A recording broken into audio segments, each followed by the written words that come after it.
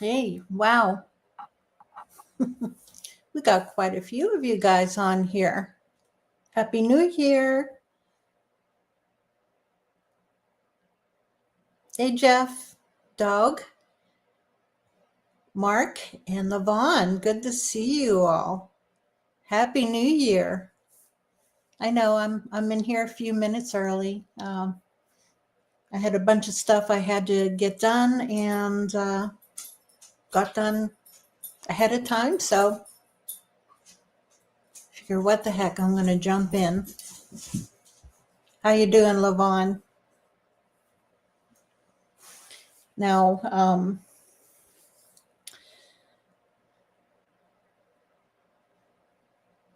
I'll have to double check with you, Levon. We had messaged, when was it? A couple days ago. You had sent me a message. Before I say anything, please confirm. Okay.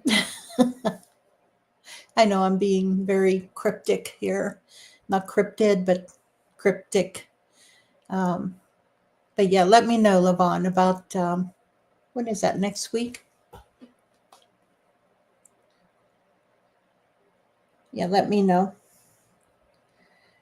Okay. Ooh. All right. Got a bunch of phone messages. Oh, okay, Levon. All right. It's a yes. Okay. Well, then I guess I will announce it then. And just to make sure, let me check my calendar. All right. Yes.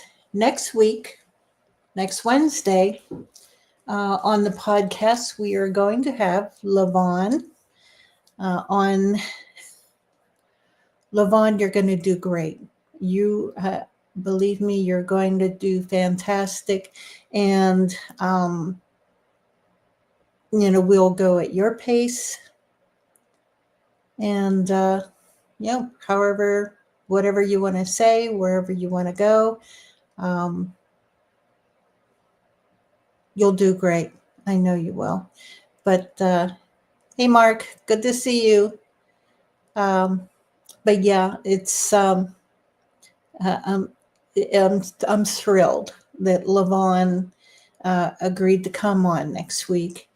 Fantastic lady, fantastic researcher, and I know it's nerve-wracking. It really is. Heck, I whenever I first was doing podcasts, believe me, I was a nervous wreck. I didn't want to appear on camera. I just wanted to do it over the phone. But hey, Levon, anytime you deserve it. But let's see, what else do we have going on here? I have been announcing both in the group and I think on here also on Christmas Day that we are planning a campout, Pennsylvania Bigfoot Project campout for April 24th through the 27th. And I will announce the location in the Pennsylvania Bigfoot Project group, the Facebook group. So if you want to be included in that, you have to join the group on Facebook. There should be a link to it in the description. Yeah, there's a link to it in the description. If not, let me know, and we can get a link here in the comment section for you, or else someone else, in the chat, they can put a link in there for me. And but yeah, it's there's rules and regulations. Okay.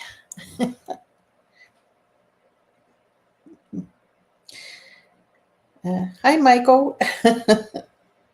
He's messaging me on Messenger.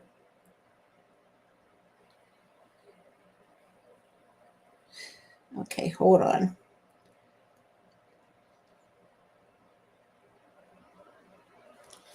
There we go. All right. I don't know if he's watching or not, and he's only able to say hello on the Messenger, but that's where it popped up at. But no, I'm so happy that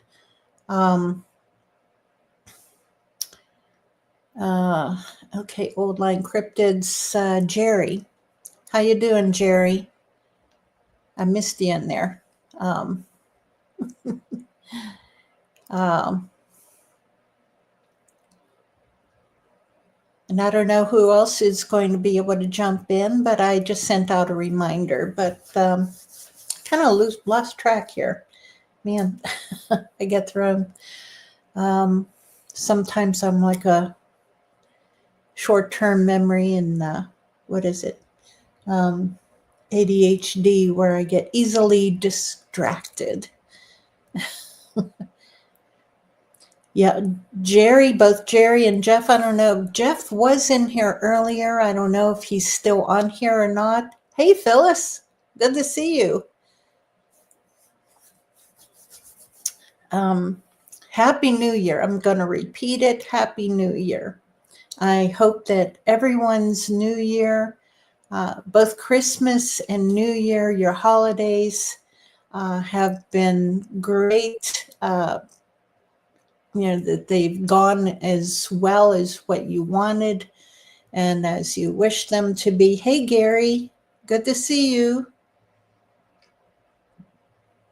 Mine have been fairly peaceful. I wish that I could be with, that I could visit with my family down in Virginia. But unfortunately, it has to be long distance hello. And I heard from another family member. Jean, hey, welcome.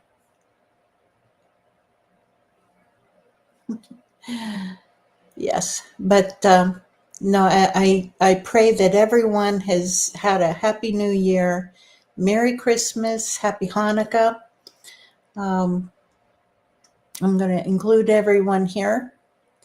And yeah, a friend of mine, she's Jewish, and unfortunately, I forgot to send out the Hanukkah card. Shame on me, Selena. Hey, welcome. Okay, good. Yet, Jerry, I hope you guys can make it in April. I really do. That would be fantastic. I think that we will be possibly returning to the same location. Might be the same campground, may not be the same campground. Just depends on how that works out. But depending on how well it goes, I would like to return there probably sometime October, maybe early November, before things turn too nasty. But I used to do a lot of winter camping over the years, in the snow, everything. We'd go Bigfooting, and it was fun. Raise your hand here. Hey, Patty, good to see you. Great to see you made it in. Yay. Raise your hand if you've been snow camping. You camped in the snow. Yes, yes. Raise your hand or say yes. But it's fun. You have to be prepared out the wazoo. Believe me. Okay. I figured you guys have. Hey, Debbie. Ah, Okay, Lavon was freezing but didn't snow. Yeah, I know the one couple years ago we went down to Land Between the Lakes. Chad, welcome. Not yet, but you will whenever you get the right tent. Well, Chad, let me give you a couple little tips. Hey, Mark, good to see you. Okay, Jean, if it does, okay, let me highlight some of these comments here so you guys can see it. If it doesn't have hot running water and flushing toilets, I won't be there long. Yes. You have an RV, nothing stops you. Yes. And Chad, not yet. Whenever you get the right tent. Lavon, it was freezing but didn't snow. Let's see. Joyce, hey, welcome. Let me scroll down here. Trent, oh, good to see you in here, Trent. I'm doing well. How about you? Robert, how you doing? Let's get in here. Hey, 10 o'clock talks. Hello. Happy New Year. Everybody's jumping in here. Well, I did have it marked for 7:30. I know. I just jumped in here a little bit early. Okay, let me see. I had that highlighted. Let me get down here. Now, Chad had a comment. I had asked who all have winter camped or camped in the snow. And now I know Trent, we camped out at Salt Fork State Park. And when was that? I think that was, that was April whenever we camped there. But it was cold. It was freezing. And poor Trent, I felt so bad. He he had he was freezing. I know he was freezing. Aw. Yeah. And yes, the meet and freeze 2 years ago at Land Between the Lakes. Yes, it got down to 17. And yeah, it was cold. That year I slept in the back of my truck, my pickup truck. I had my F-150 and a cap on the back of the truck. Selena, yes. Yeah, Trent, it was cold at nighttime. Oh, yep. No heater. Yep. I know. Yeah, I slept in the back of my truck, my pickup truck under the truck cap. Oh, yeah, Patty. It was beyond cold. Yeah, you had a heater in your tent and still froze. Yeah, I know.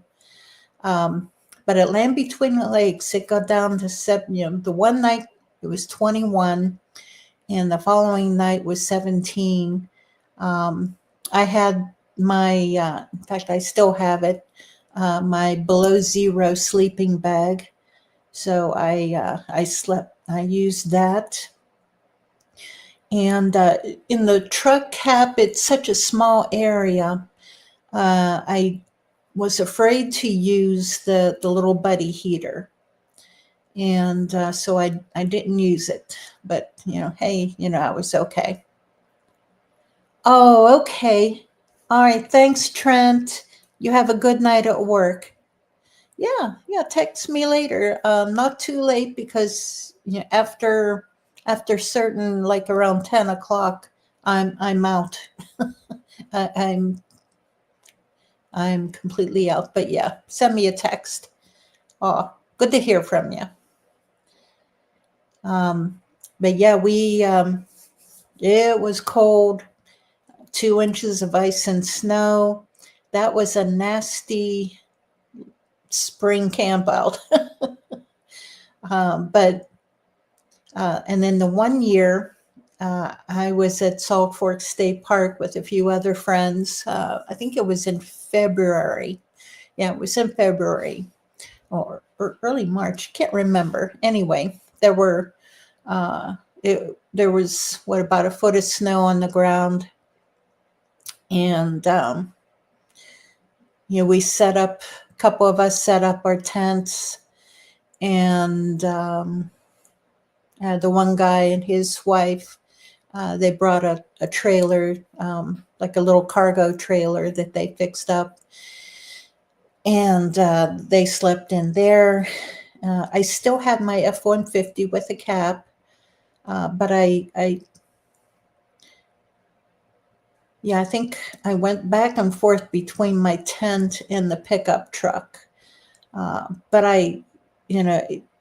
heck, what I do is whenever it's really cold like that and I'm in my tent, and this is for you, Chad, you were asking about a good tent.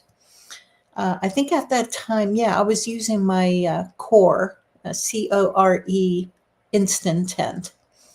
And no matter what, if it's going to be cold, like from 50s and below, I'll throw a tarp over top of my tent, and that holds in the heat. And I'll put one of those moving blankets on the floor, and that helps to insulate. And I use a cot to sleep on, so I'm not on the floor.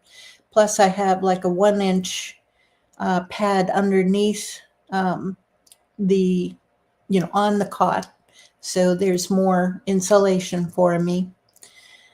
Okay. All right, Mark, you camped in the Yukon -25 without a camper. God bless you. Yeah, you learn to adapt. You learn what to do. But yeah, I put my little buddy heater on. I only put it on for like 15 minutes, and it heats up the tent enough. Like I said, I put a tarp over top, and that holds in the heat. And crawl in my sleeping bag, my -0 sleeping bag, and I'm warm. Warm all night. Wake up in the morning, put on the heater for another 10-15 minutes, and I'm fine. You dress warm. You dress in layers during the day. You don't want to sweat. And that's the thing. You don't want to sweat because that sweat will not do you well.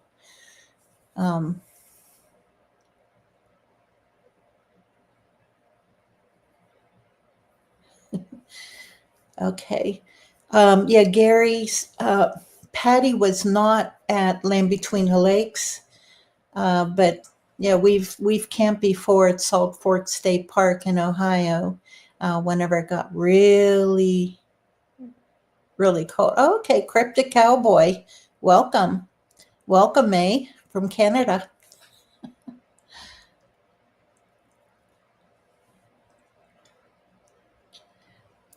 You're welcome, Chad. Anything, anytime I can help, give advice on anything.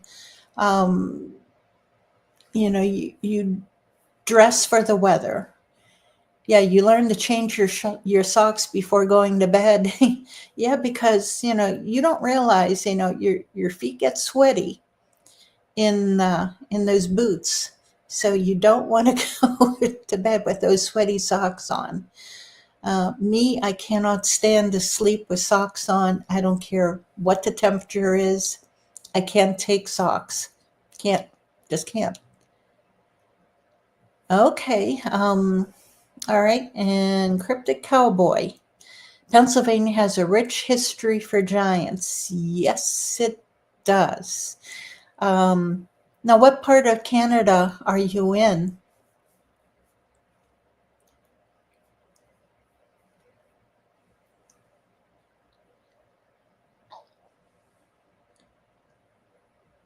Yeah, Gary. Yes, you don't wear outer clothes or socks in a sleeping bag.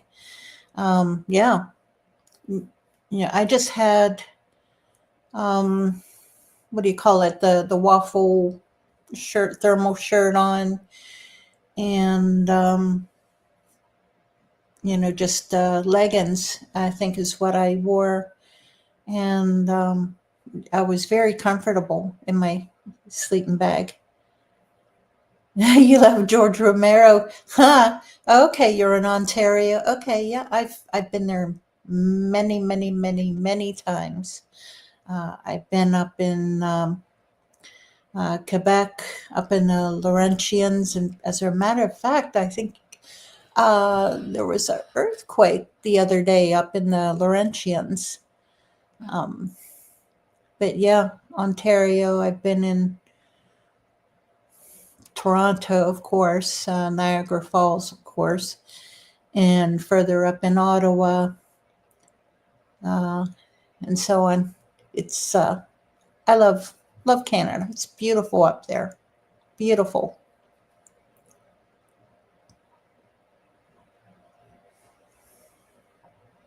Yeah, the Laurentian Mountains are just gorgeous. I love the little villages up there. Just gorgeous area. I used to cross country ski around Ottawa and up in Quebec. Let's see. Yeah, I can't sleep in socks. I know I can't. I just cannot do it. Okay, Gary, you had a couple privates wore. Oh, wait. Here, let me highlight that. You had a couple privates wore their clothes in the sleeping bag. Next morning, they were sick from sweating. Yeah. Yeah, you do. If you overdress and you get too warm, yeah, you sweat and then you freeze. And you can't do that. I like to sleep cold. I just sleep better whenever I'm chilly. Okay, your dad saw Bigfoot footprints as a teenager when he worked out west for a lumber job as a teen. Ah, okay, cool. Now, have you had any experiences, Celine? You would love to see Canada. I tell you what, there's a friend of mine, fellow Bigfoot researcher. He runs the Seeking Ontario's Bigfoot organization. And he comes down to Pennsylvania on a fairly regular basis because we have a research area that we hit up on a fairly regular basis. And yeah, there's a guy from New York State and our friend from Ontario.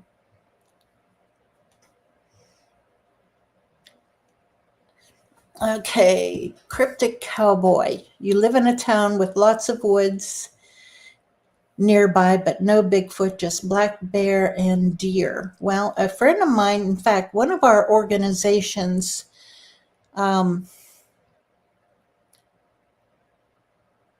administrators and researcher, one of our lead researchers, she worked for the Ontario, what would you call it, DNR?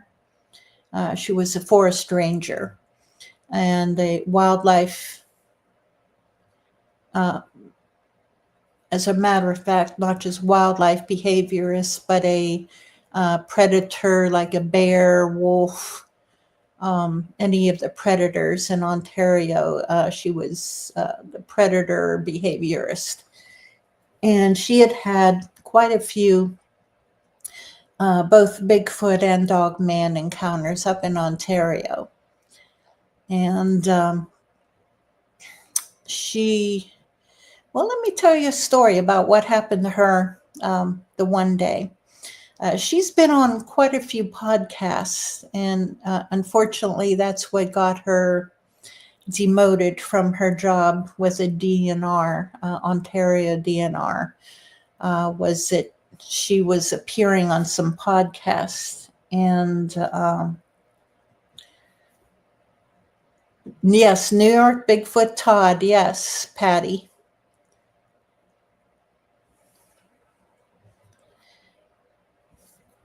Yeah, the one day, well, let's see, on the podcast, if you ever do a search for her, she went under the nickname of Susie in different podcasts. Now, this was back in 2017, I think is whenever, like between 2015, 2017 is whenever she appeared on the podcasts.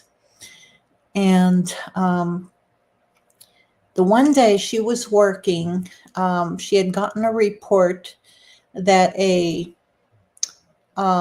trapper had left his trap line. He had deserted his trap line, and traps were still out there, still set, but he had left them, ran off. He wasn't going back to them.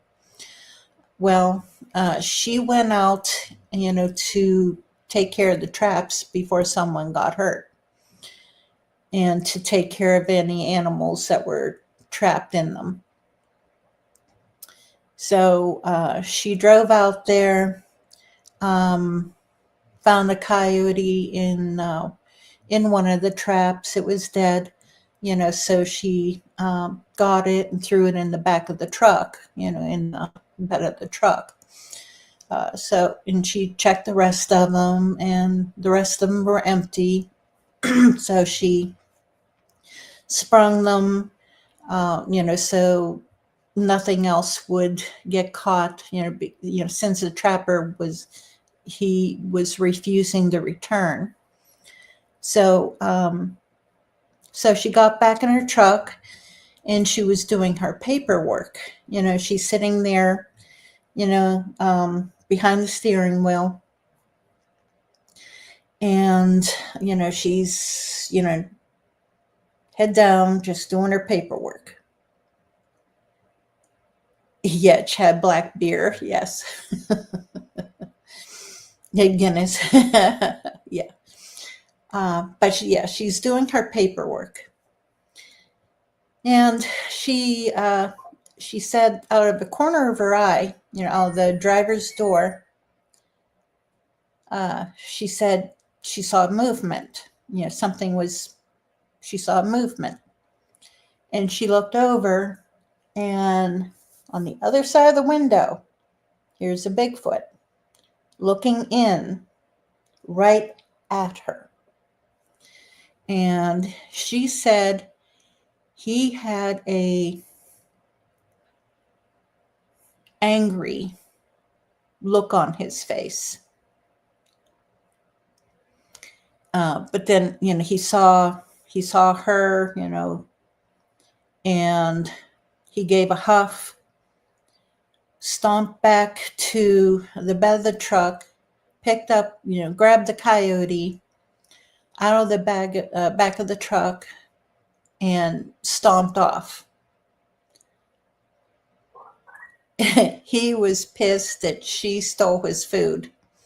And yeah, it was literally, she said it was there. But she that was the closest that she ever had. She had other sightings, but that was the closest.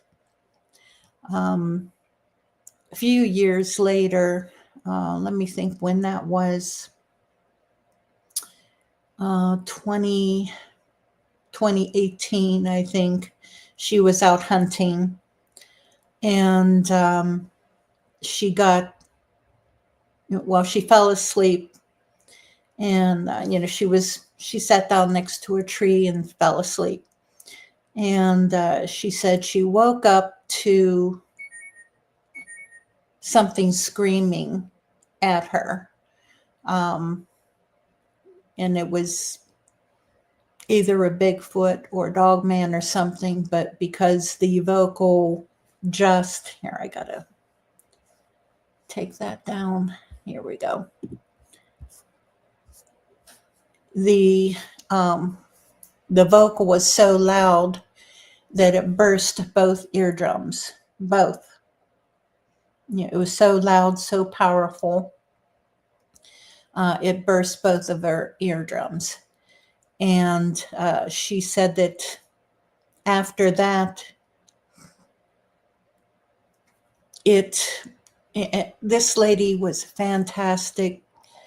If you ever saw that TV show Alone, where they put people out in the woods with very, very little gear and they have to survive for months, she would have aced that. She was that good.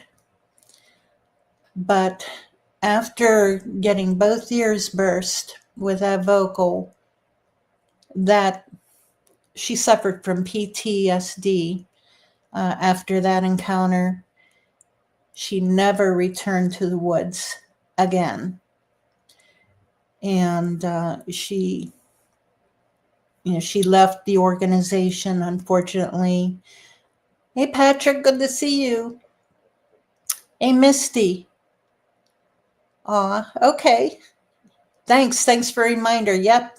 Please, guys, hit that thumbs up. Hit the thumbs up button, please. But yeah, she never returned to the outdoors. She lived in the outdoors. Her place was way out in the woods, but she moved from there into the city, which to me would be horrible. I cannot take the city, but she refused to return to the woods. She was so shaken up, by that encounter. And I would think, heck, after the one where it was right there, that would have done it. But apparently not. It was the vocal that burst her eardrums. That was in 2018. Come to think of it, yes, that was 2018, because we had done an investigation in the Allegheny National Forest, and we were, our friend from Ontario, or our other friend who runs the Seeking Ontario's Bigfoot organization, he was supposed to come down, and he joined us in the Allegheny National Forest, and Susie was supposed to come also, but unfortunately she just wouldn't do it. And I honestly haven't seen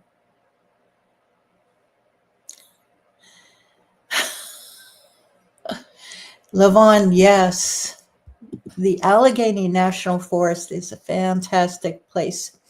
Very strange, yes, and spooky. There are areas in there that it will absolutely blow your mind. Absolutely.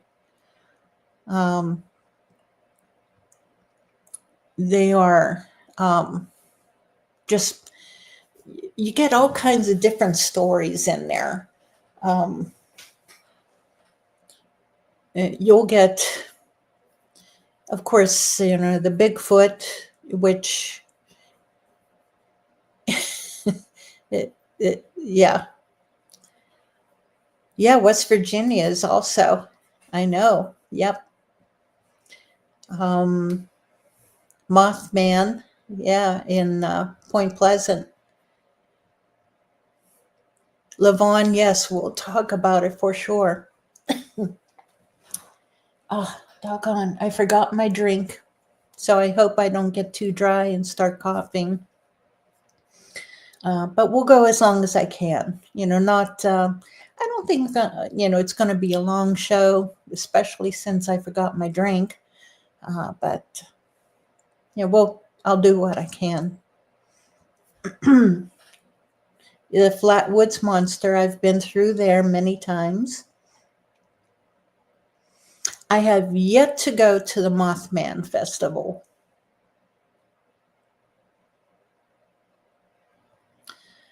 Fallout 76. That I am not familiar with. But there's the, what is that? The Trans-Allegheny Lunatic Asylum. If you're into ghosts, there's the Trans-Allegheny Lunatic Asylum. It's been on all the ghost shows. Get my drink. Selena, I would love to, but unfortunately, it's all the way upstairs.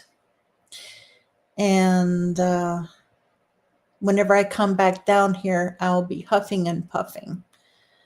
My lungs are in such bad shape. I'd be sitting here for a few minutes just trying to get my breath back. But trying to think if I have anything down here. No, any water that I would have down here from old camping trips is old water. Well, if my husband is watching, I hope, or else I can just send him a message and ask him. That's what I'll do. I will text my husband and ask him if he will. Let's see where. There we go.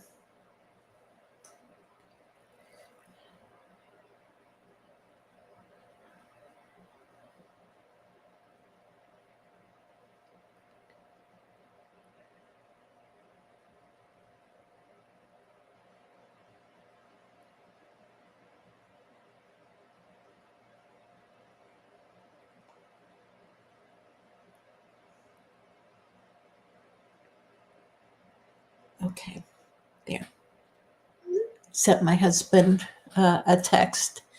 So hopefully he'll see it.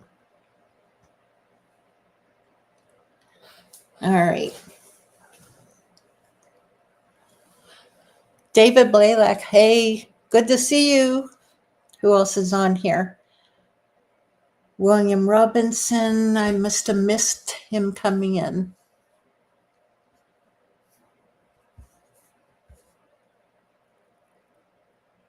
Oh, there you are. Hey, you slipped in here without me seeing. Welcome. Happy New Year, everyone. Happy New Year.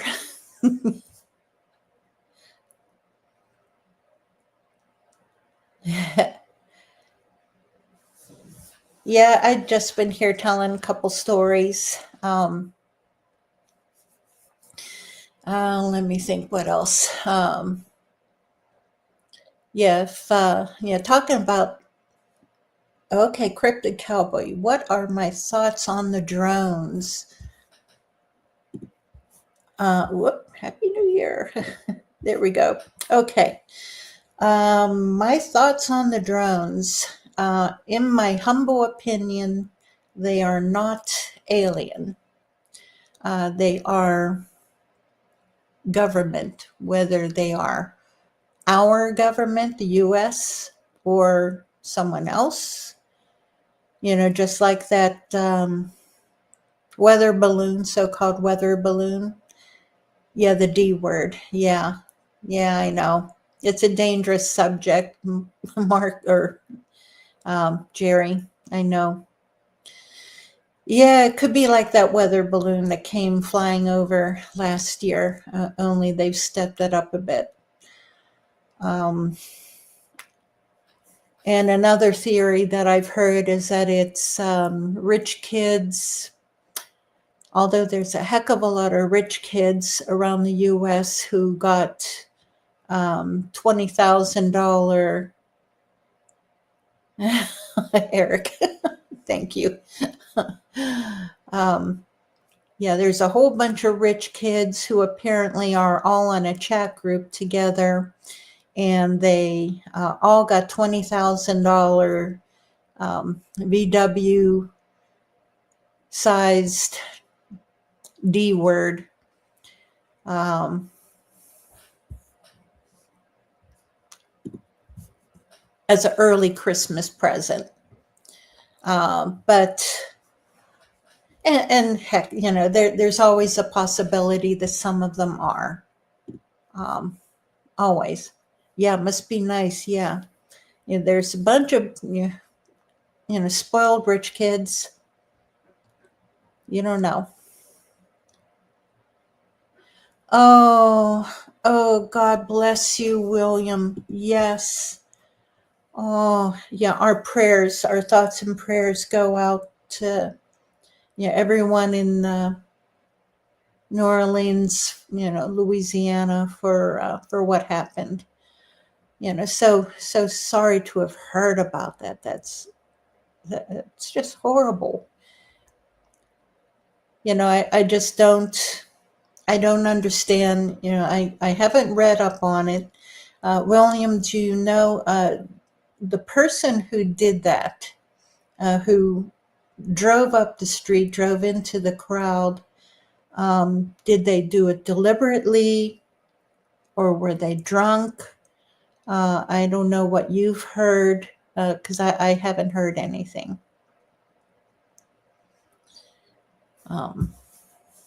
But yeah, our thoughts and our prayers go out, for everyone. Just so sorry. I know the same thing happened a few years ago. I think that was out in a Midwestern town. They were celebrating, I think, either Memorial Day. They were having a Memorial Day parade. And someone deliberately, it was deliberate, rammed through the crowd, right up the road, right through the parade. And just horrible. That someone would do that. Okay, Phyllis, they were saying it's a terrorist attack. There's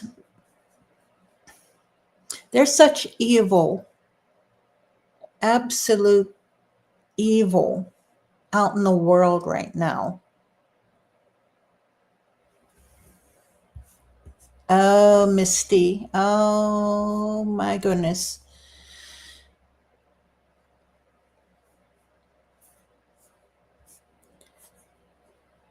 Yeah, yeah.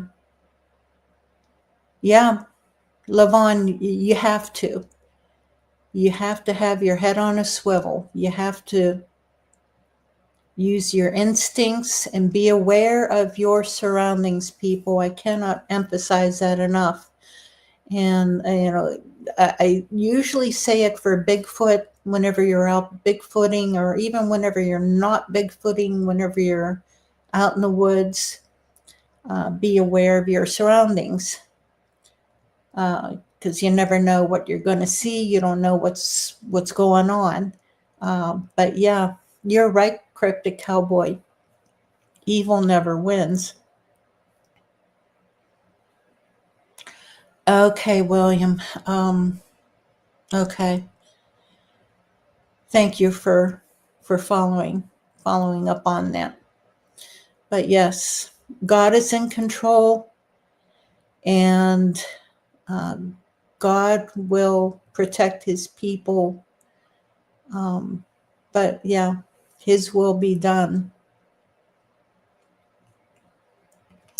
But yeah, we have to maintain a constant state of prayer. Constant. I tell everyone, I tell my grandkids, say your prayers and God blesses. But that's not only at nighttime, before you go bed, and you kneel down at your bedside and you say your prayers. You, from morning till night, before you go to sleep, have a running conversation, with your best friend. And that's Jesus. That's Jesus. just say, hey, you know, hey, you know what's going on here, and yes, you get a little prayer request, throughout the day, and you send up a quick prayer, watch over such and such a person, help the people in New Orleans, who are affected. Help the people, watch over them, watch over the United States. And you see that hat, 2 hats behind me? Yeah.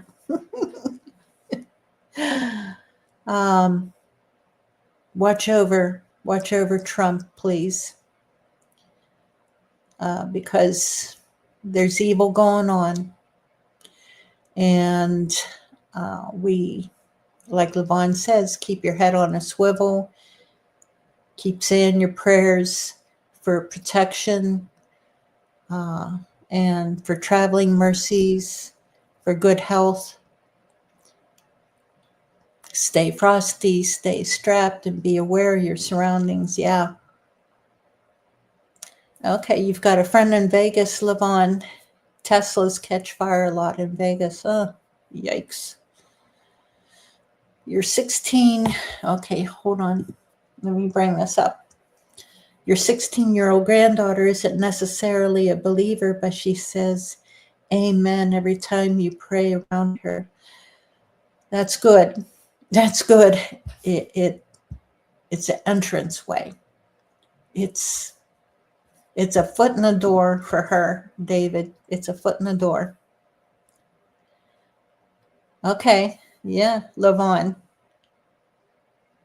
Yeah, do some practice. Absolutely. Absolutely, Jerry. God has got Trump's back. That's why Trump is in where he's at. God put him there. I keep saying, God is in control. Even whenever there's evil going around, evil going on, it's, all things work to the good for those who love God. And I know I'm misquoting that. I'm horrible at quoting scripture, but it's true. Even whenever there's bad stuff going on around you, bad stuff that's happening. Hey, Ron, good to see you. Bigfoot voting for Trump.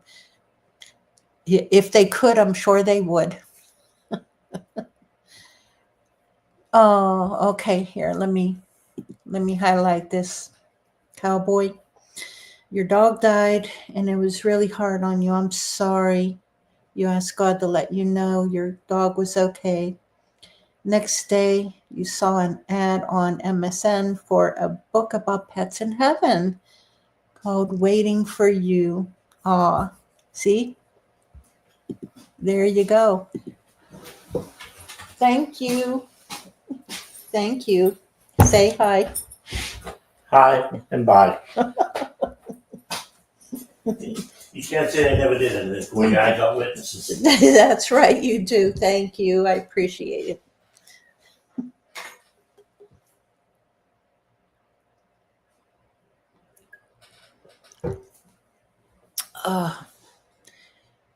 Whew. All right. Let's see. I know I'm missing some things here. Let's see. You're feeding your horses and your cow. Okay, Misty. Oh, Levon. Oh, okay. You're talking to Misty. You miss feeding your horses and cow. Yeah, I know. I miss my horses. He's a good, yeah, he is. He's a good man. He's a good hubby. Absolutely, he is.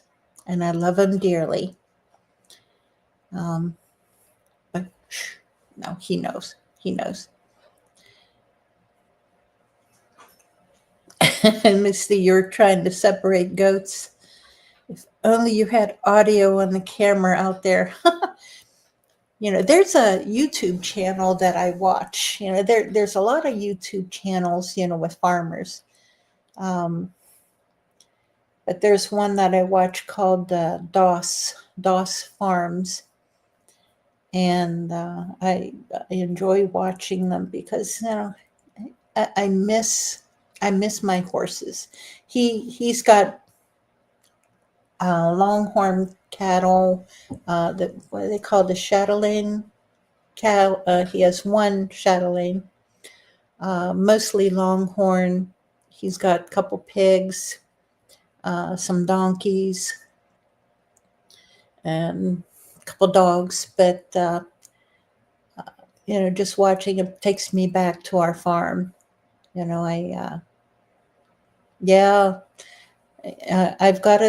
I have a border collie, cryptic cowboy. What kind of dog? What kind of dog did you have?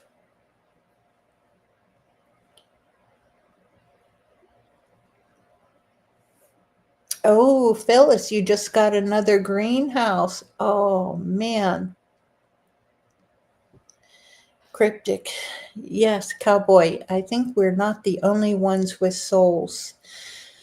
I hear, yeah, I have to take comfort in that because, my horses, my dogs that I've had, the dog that I had before Sinead, I hope and I pray that, I'll see them again. Okay, you had Pitweilers. Okay. Oh, wow. What a combination. God bless you. Wow.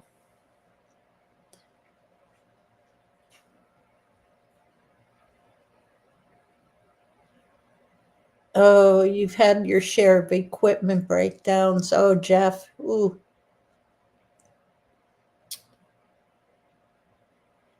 Ohio Bigfoot researchers. Hey, good to see you. Good to see you. All right, let me see. Ohio Bigfoot researchers. Let me think of who that could be.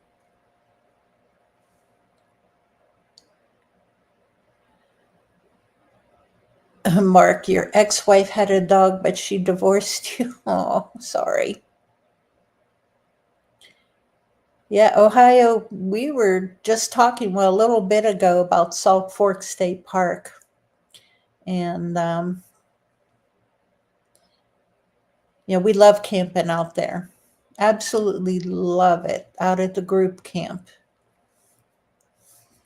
It's, if you ever get a chance of going to Salt Fork, try to get into the group camp. Hey, Tim, welcome. Okay, cowboy, let's see. What do you and your husband get on your pizza when you order? We usually order the ultimate. Has everything. I don't care very much for sausage on my pizza, so I always pick the sausage off of mine and give it to my husband. Let's see. I think we were also talking about the dreaded D word. Those flying objects that are flying around, that there's a mystery on. I got a little. Oh, Williams. Oh, death toll now 15. Oh, no. No. William, that's okay. Like I said, we have to be here for one another in prayer. And it's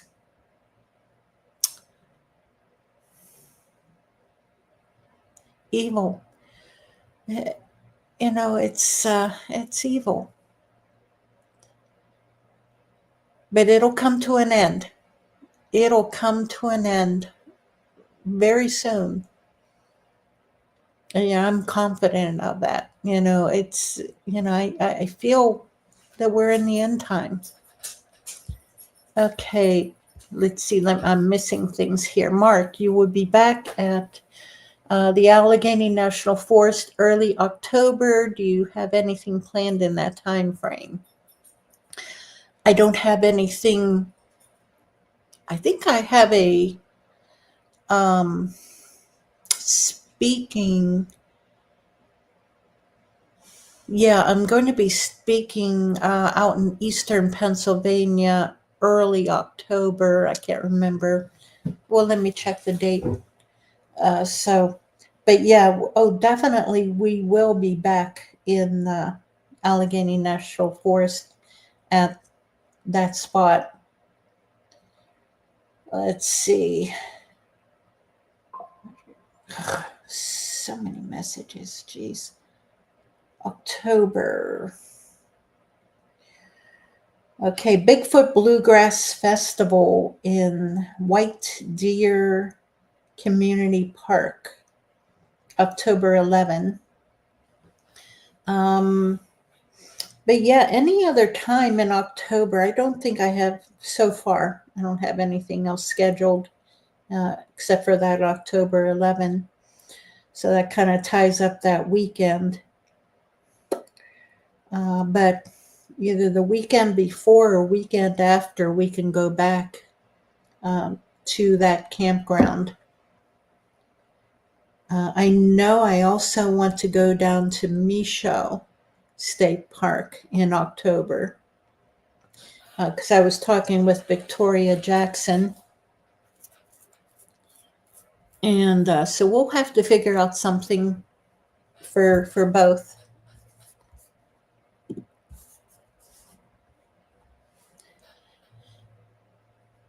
Absolutely, cowboy. You believe in Christ, you have nothing to fear. A lot of silliness coming to an end January 20th. Amen, amen, amen. Okay, Mark, maybe you can come with us. Yeah, I'd love to. Love to. Cowboy Stan Gordon. Yeah, I've met him many times. Many times. Very easy to talk to, Levon. Yes. Yeah, he's written so many books, on the possible, with a lot of witness testimonies on UFO and Bigfoot interactions.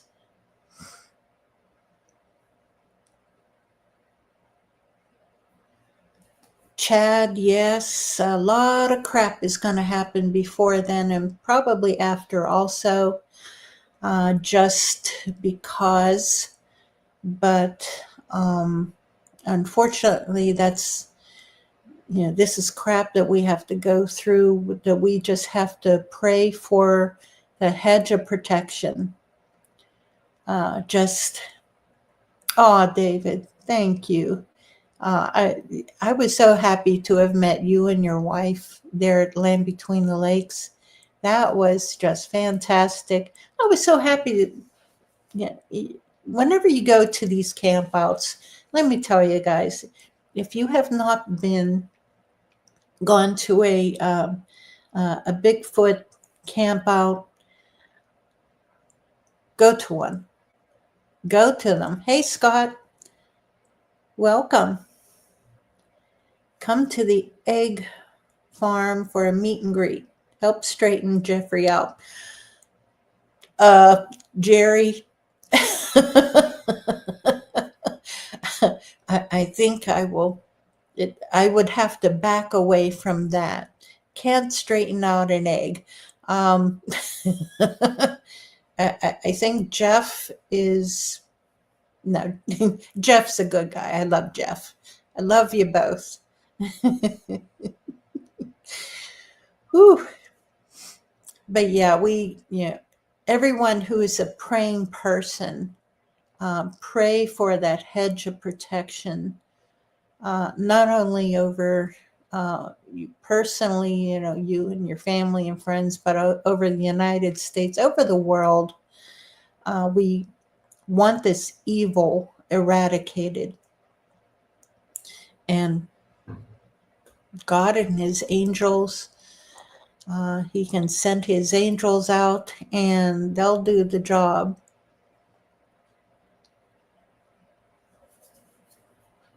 But yeah, I'm confident of that. And it'll happen. It'll happen soon. Patrick, let's see. Seeing anything about the fog people? Oh, about the fog people are talking about. I saw something about it, but I have no idea. No idea.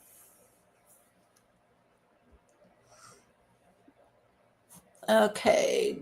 All right, let me see. Just read in Job today about the hedge of protection. Yeah. Pray about it. Not fog people live on it. There's something about a fog or mist. Okay, fog advisories. Yeah, it's a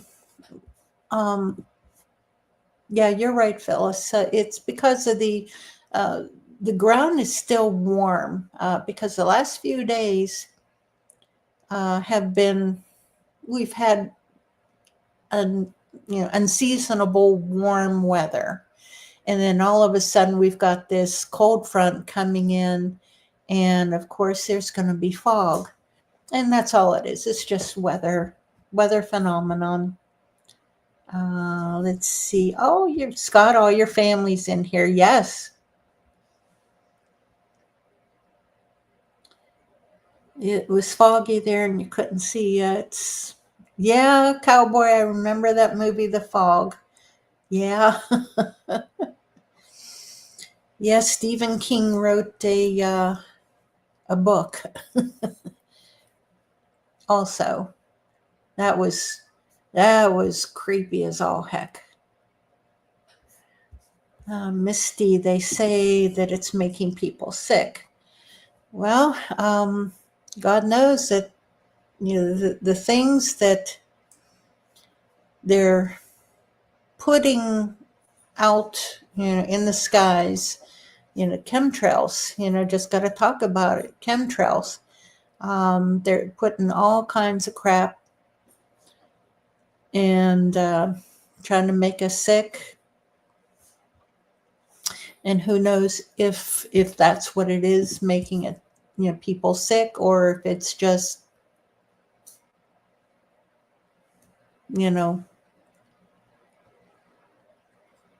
that new virus, what do they call it, norovirus, that's making people sick. Oh, thank you, Scott. Thank you for subscribing. I appreciate that so much. Yes, please hit that thumbs up, guys. Hit the thumbs up. Sometimes there's like a graphic that will pop up whenever I do that, but it didn't this time. Oh, yes. Yeah. I think out west, out in California, there. Yeah. Well, they better not. That's all I can say. They try all kinds of nonsense. But the thing is, if you have a neighbor who raises chickens and has eggs that they're selling, go buy from your neighbor. If you can, go buy eggs from your neighbors. But again, the Hey, thank you, Scott. If you hit the heart button, it helps the algorithm. I appreciate that. Thank you. Thank you for the tip.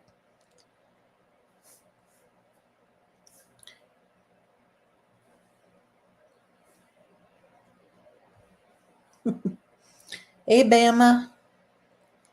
There you are. Let's see. Keep getting sidetracked, but that's okay. Phyllis, this weather keeps going back and forth between, warm and then cold. But right now we're getting that cold coming down from Canada. Thank you, cowboy. Thank you, cowboy. But yeah, it's good intent. I appreciate it, cowboy.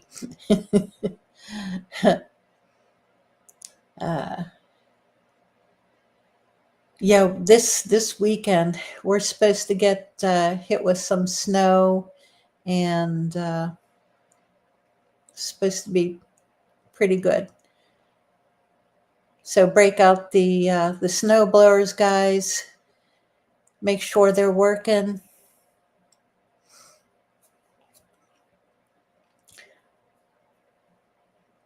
Let's see, what were we talking about? We went from camping in the snow to, I think I was talking about, Ontario, some Ontario things, a couple friends of mine up there. And Susie, let me go back to Susie. And boy, do I miss her. That Susie is not her real name, but if you, she was on, what is it, Dogman Encounters. And she was on the Bigfoot Outlaws, the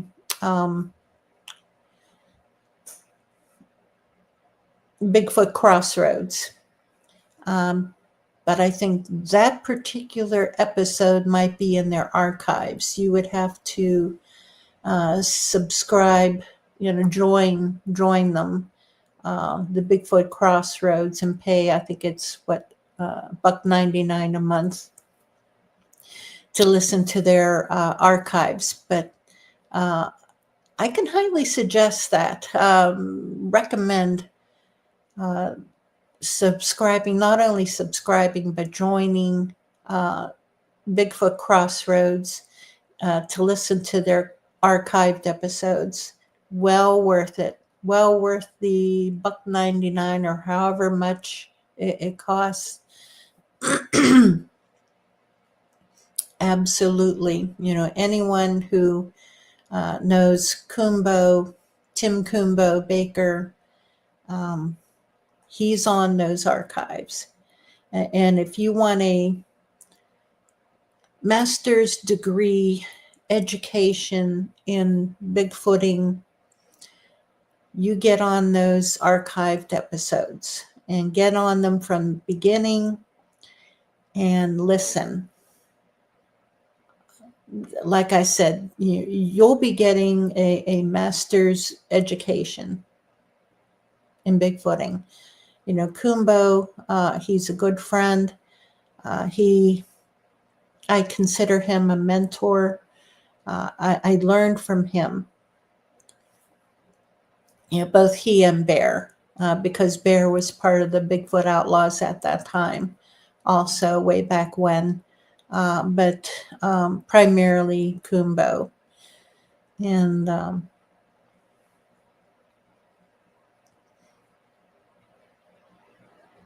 you just learn so much. And anytime Kumbo's on any of the podcasts, I listen to those, except for that one on, what was it, Woodwalkers. It was 6 hours long. God.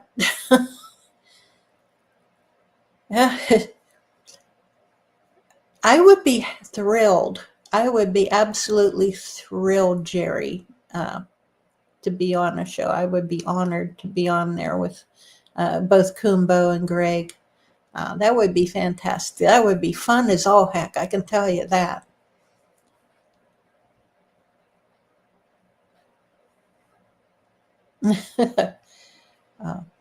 It really would. Greg House is. I love them. I love them both. Greg is. They're both Southern gentlemen. Get plenty of sleep prior to that show, and yep, get plenty of sleep. Yes. I don't think it'll be 6 hours long, though. If it is, I won't be. I won't be on for that long. Yeah, I'd love to. Okay, cowboy, you saw here. Let me highlight. I like these interesting comments here. Okay, you saw a UFO, but you can't tell people you know, or they would just laugh. You did tell your best friend, but he just acted like you never told him. No. You know, that's such a shame, cowboy, and it's the same with Bigfoot. People who have seen Bigfoot, they'll tell their families and they'll tell their friends. They'll tell, the people who should be the most supportive of them. But unfortunately, all they get, is ridicule, and that's awful. Yeah, I really consider that. Yeah, that shouldn't happen. Really shouldn't happen. I know that I'm trying to get. Jerry, you're shooting for 8.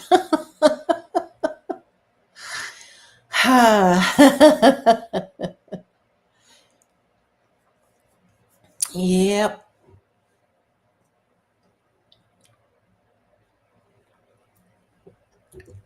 So far, the longest that I've been on a podcast has been 3 hours. I think it was a little over 3 hours.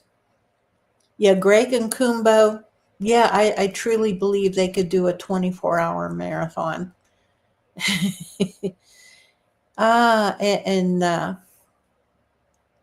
Okay, Jerry, you're going to get an all-female show together soon. Good. I would love that. That was that.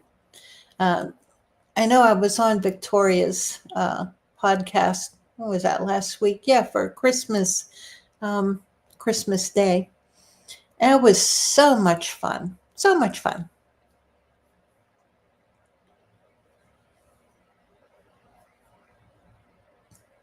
Yeah, but cowboy.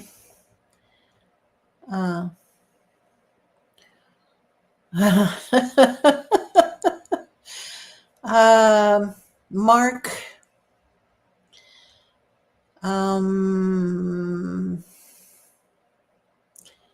I don't know if Kumbo does that anymore, because there's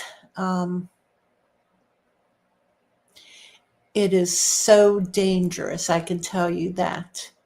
It is extremely dangerous when he does that. Scott, have I had encounters? Yes. My very first encounter was back in 1967, and I've had. Let me think now. I have seen where I can absolutely identify them 100% as Bigfoot. I've seen 5 Bigfoot. One of them I have seen 3 times. So I've seen had sightings, 8 total sightings. But encounters, God knows how many I've had over the years. I wouldn't be able to count how many encounters. I've had rocks thrown at me, tree limbs thrown at me. I've been zapped or hit with infrasound. God knows how many times. I don't know. Can't count. But yeah, I've had adventures. They would be, I can say they were adventures more than just encounters.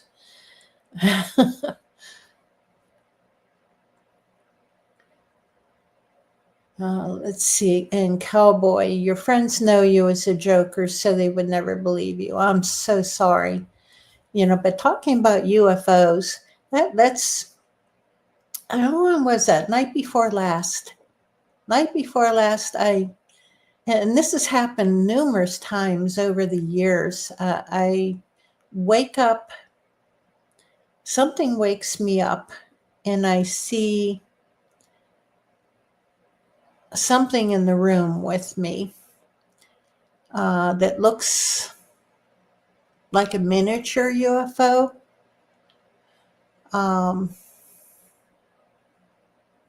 It's sort of like,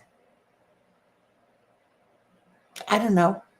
You remember those old tops that you push the thing on and it winds it up? It's sort of shaped like that, only with the thing on top and spikes sticking out. And but night before last, I woke up and saw it. It's ooh, sorry about that. I mean, to stick my hand in front of the no, wasn't a D word. No, it had spikes sticking out of it. It was in the room with me, and then it raised up and went through the ceiling. Just demystified or just went into the ceiling. And this has happened to me. I think the first time that I remember that happening is since the 1980s. And and back then I also woke up one night to something standing next to the bed that someone said was a possible gray. So I don't know. I don't know if it's nightmare or a dream or something truly happened. I don't know. I should, Joyce. I really should. But I'm under God's protection. I have been told that I have 2 guardian angels. So apparently, I need Phyllis. You an acquired taste. You're just weird. Bigfoot ambassador.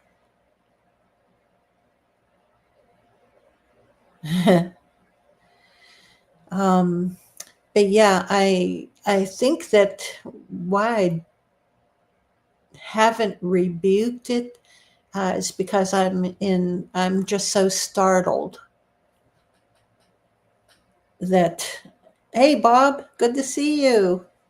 Welcome. Happy New Year. I got to keep saying that, through the night. Got to remember. Happy New Year.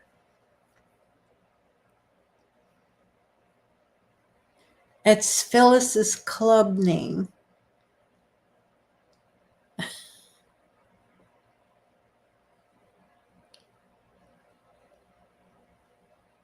Okay, you can't relate. Okay.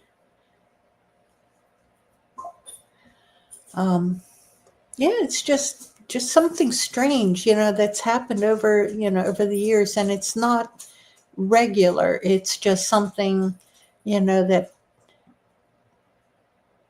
has happened over the years. Okay, you can relate. Okay. It's just weird, very weird, and I don't know what else to say. But I have seen UFOs, flying through the sky, and I have experienced ghosts, but those I have rebuked. Okay, Bob Gatos, let's see. Looking forward to Marionville this year. Me too. And I will be a speaker there again. I was the keynote speaker at the Forest County Bigfoot Festival. Their first year, I think, what was that, 2021, I think was their first year. And they invited me back again this year, but I usually set up a booth. But yeah, I will definitely be at Marionville again. I love it there. Fantastic people. I have such a fun time there. Last year, yes, 2024, I think was their biggest crowd ever. They had 50,000 people is what they said. It's a 3-day festival that it runs Friday, Saturday, and Sunday, and beginning of June. I think this year it's June, 6, 7, 8, or whatever that is, 7, 8, 9, whatever weekend that is. But mark it on your calendars, guys. If you're in the area, if you're in Pennsylvania, there's the Allegheny National Forest is in that area. Cook Forest, you can camp at Cook Forest. There's cabins in the area. There's motels in the area. Multiple campgrounds, both state forest and private. So if you're able to, camp and hit the festival, definitely. It's so much fun. So much fun. A lot of great speakers. In fact, 2024, who was it? Turtle Man was there. I was so happy to meet him. Abnormal Investigations. Hey, welcome back. Cliff Barackman was there and a few other speakers, but I was more happy to meet Turtle Man. I had already met Barackman before, and I am not impressed by the not finding Bigfoot people, but okay, your Allegheny National Forest will be October 4th through the 8th. Let me double check, because all right, October. I know I looked at my calendar. Okay, that will work. 4th through the 8th. Okay. All right, let me put that in. Okay. Cryptid search. Investigations. Campout. I don't. All right. Let's see. 4th through the 8th. All right. Put that in there. Okay. I have those days blocked off, Mark. Thank you. Appreciate it. That's anytime to camp in the Allegheny National Forest, I grab the chance, any chance I can get. I love it there. And I for you guys down south and out on the West Coast, I know it's hard, but cowboy for you, it would be probably around 9 hours to get there. But whenever the Pennsylvania Bigfoot Project hosts a camp out up in the Allegheny National Forest, Michelle, welcome. Yes, how's your dad? How's your dad? Whenever I saw, you posting about him, I've been praying.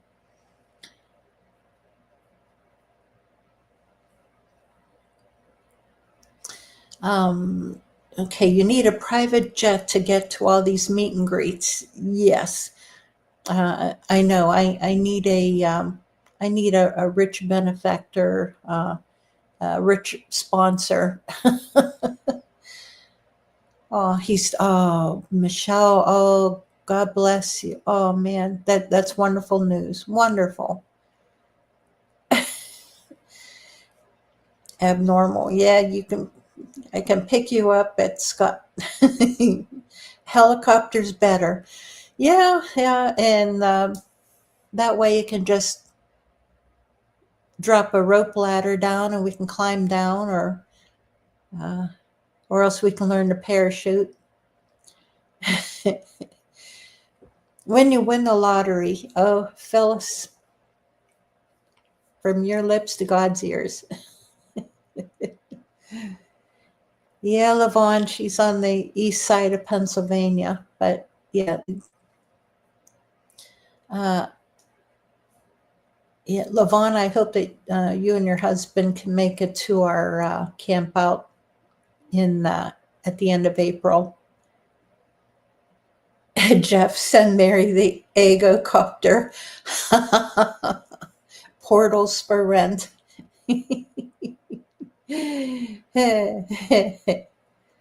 Oh, that's funny. Holy moly. Ego copter.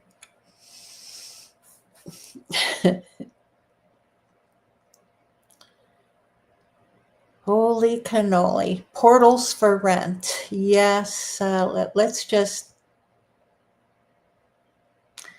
You know what?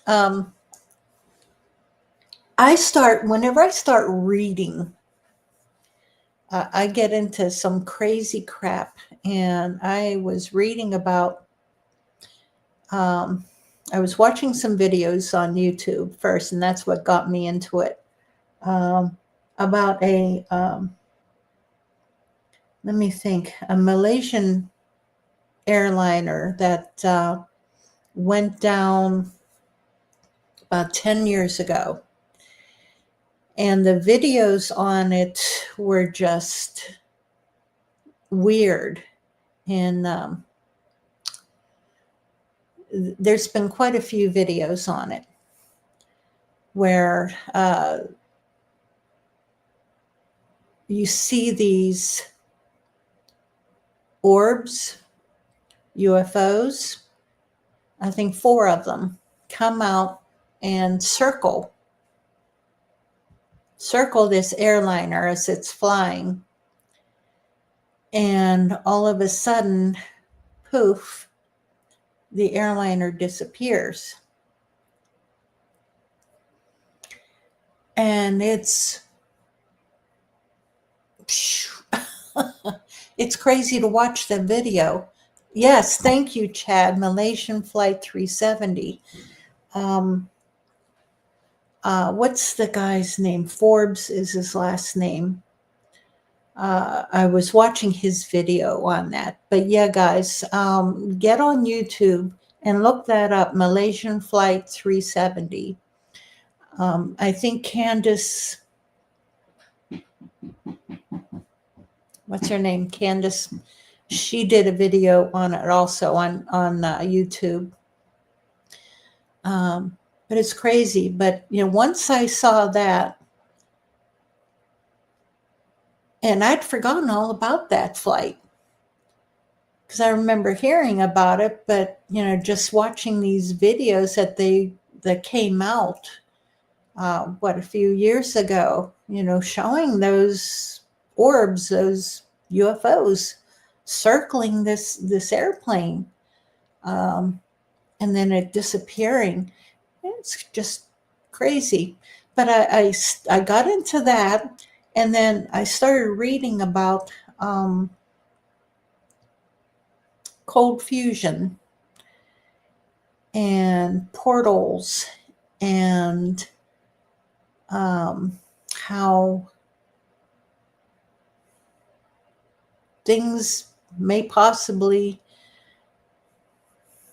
come out. Well, I don't know if you're into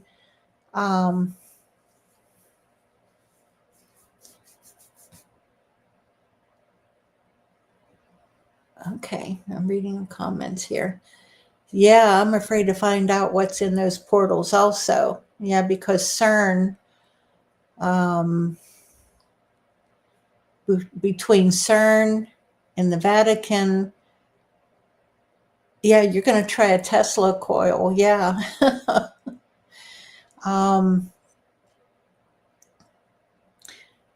Yeah. Tesla came out with free energy, free, FREE energy, way back when. And there were a bunch of people after him. And that's possibly why he died, is because he discovered free energy. So I'm thinking there's going to be a lot of stuff coming out real soon about that. Free energy, the cold fusion.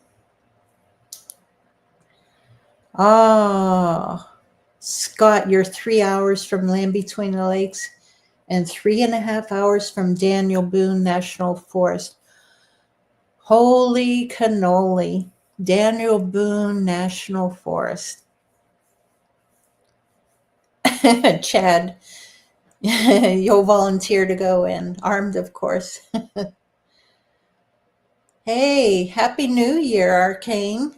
Welcome. Welcome.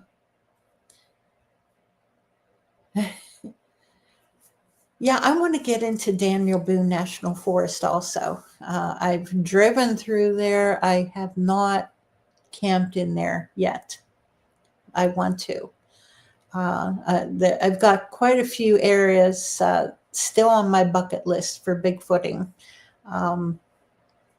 Couple places in Texas. Thank you, Arcane. I appreciate it. Happy you're here.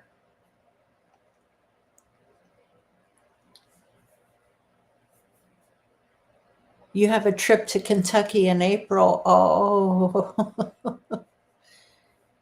yep. I love Kentucky. My dad used to live in Louisville. And as a matter of fact, he was gifted by the governor with, the governor made him an official Kentucky colonel,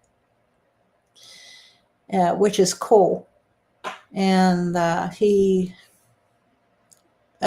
been to Louisville quite a few times, a couple times for conferences, and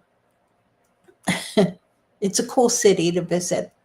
I have yet to go to the Churchill Downs.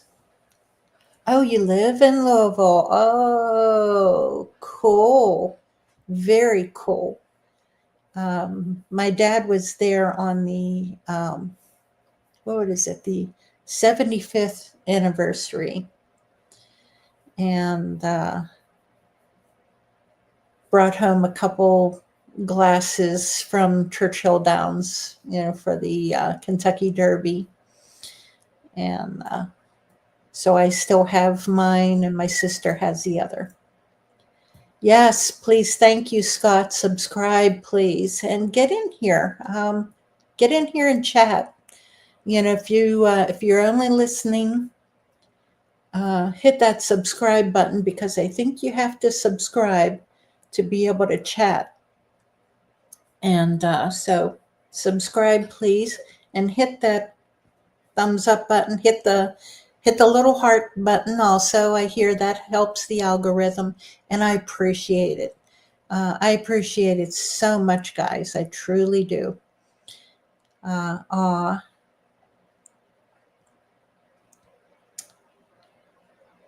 But I know we've been ranging all over the place this evening. I think we went from a couple of Bigfooting stories to the dreaded D word, those UAPs, so-called, flying around the U.S. currently, and to some UFO sightings of our own, and some of my own personal stories. We're talking about camping and giving camping tips in the wintertime, which is, I can still do it probably, but as I get older, it gets harder. It truly, I have to admit it. It gets harder. Have you seen giants in the mountains? And I know your question is directed to Scott. Yeah, yes, the D word is bad right now in the community. Yeah, that'll get your channel throttled back. And I don't need that. I need boosted. I need those watch hours. Truly, I have, in order to get monetized, and I have to freely admit it, yes, I do need to be monetized. That I need the watch hours more than anything. Okay. Okay, Arcane, you're a female investigator. Cool. You appreciate finding other women interested researching. Yeah. Have you had sightings and encounters also? Abnormal investigations. You're welcome to post on my Facebook page. I'll have to look that up. And Arcane, I'm going to have to go to your channel also. I tell you what, there's a couple channels all on here that I need to get on there and listen. I just don't get the chance to. Woodwalkers and old line cryptids. They have so many great people on there. Okay, Arcane, you have not had cryptid encounters, but you've had many paranormal experiences. Okay, yeah, I don't know if you heard me talking about, yeah, Lavon, yes. Yeah, there's quite a few of us female researchers on here. And, we have campouts and meet and greets. Okay. Scott, okay. Mike, Jesse, and I are with Abnormal Investigations. Oh, okay. Very cool, Scott. I did not realize.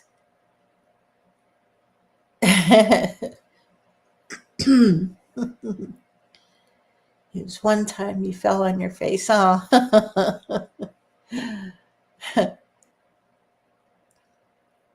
Yeah, we were talking about, some UFO experiences that we had, and really didn't delve too much into ghost encounters, although I have had ghost encounters.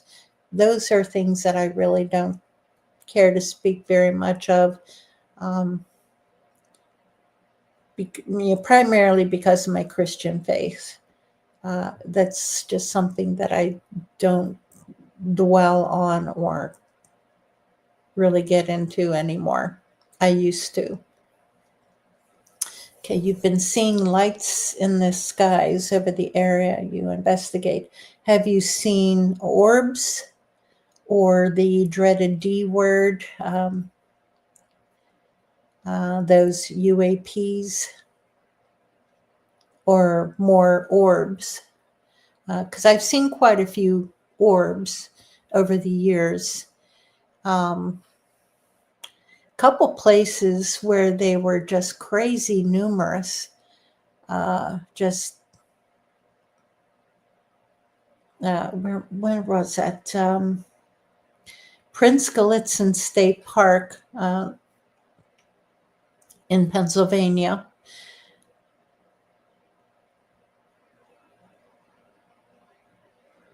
We saw quite a few orbs there, and what was the other one? In Greene County State Park. I can never remember the name of that.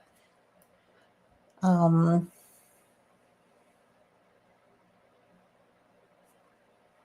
can never remember the name of that park. State Park in Greene County, Pennsylvania. I just blank out. Okay, near Patton, Pennsylvania.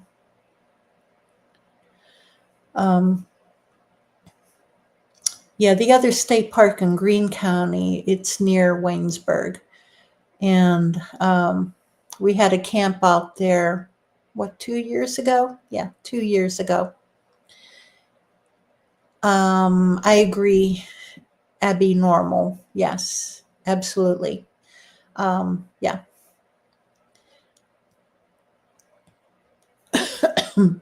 Yeah, at that state park in Greene County, we were sitting there around the campfire, and we were watching across the valley, and all of a sudden there were orbs, just hundreds of them, flowing up through the trees. Literally hundreds of them. It was just insane. And similar experience up on the Pennsylvania-New York state line. Trying to think what county in Pennsylvania that would be near. Sort of like more central state, central, but right along the New York PA state line. And just orbs flowing down, not hundreds, but like around 50 or so.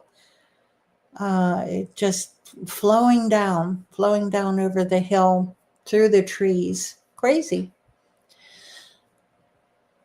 Okay, online cryptids. Let's see.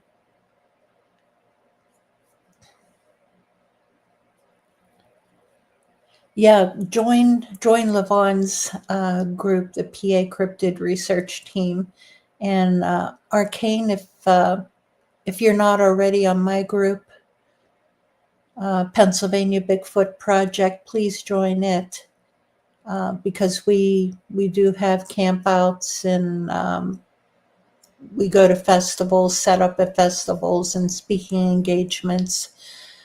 So yeah, and we announce all those.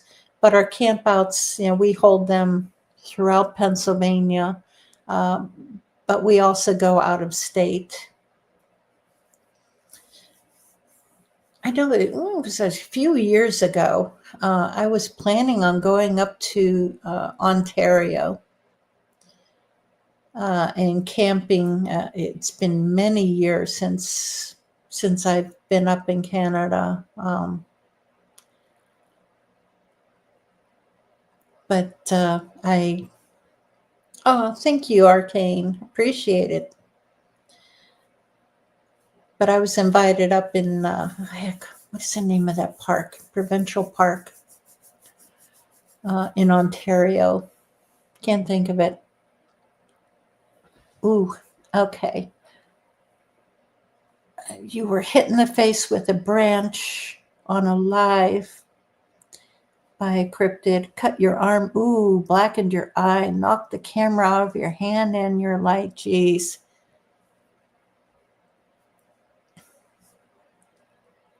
They usually don't deliberately try to hit you. I've had branches thrown at me, rocks thrown at me. And the only time that I was ever hit, yeah, thank you, Chad, Algonquin. Yes, Algonquin. The only time I was ever hit was on a ricochet. And I hollered and it stopped. And that's usually what happens. If you get hit, it's usually by accident. They try not to do it deliberately. And about, were you getting warnings before that? Oh, okay. You were really pushing. Oh, yeah. I was about to ask, if you were getting warnings before that. Yes.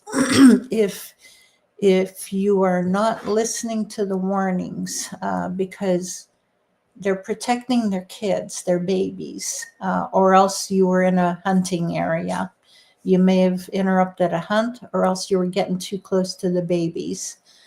And because that's happened to me before, they'll increase the aggression the more you push it.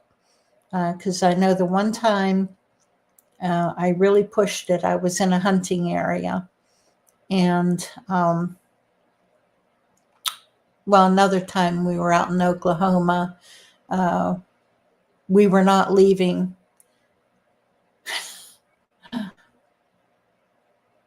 I got growled at from about 8 feet away. Yeah, they weren't happy.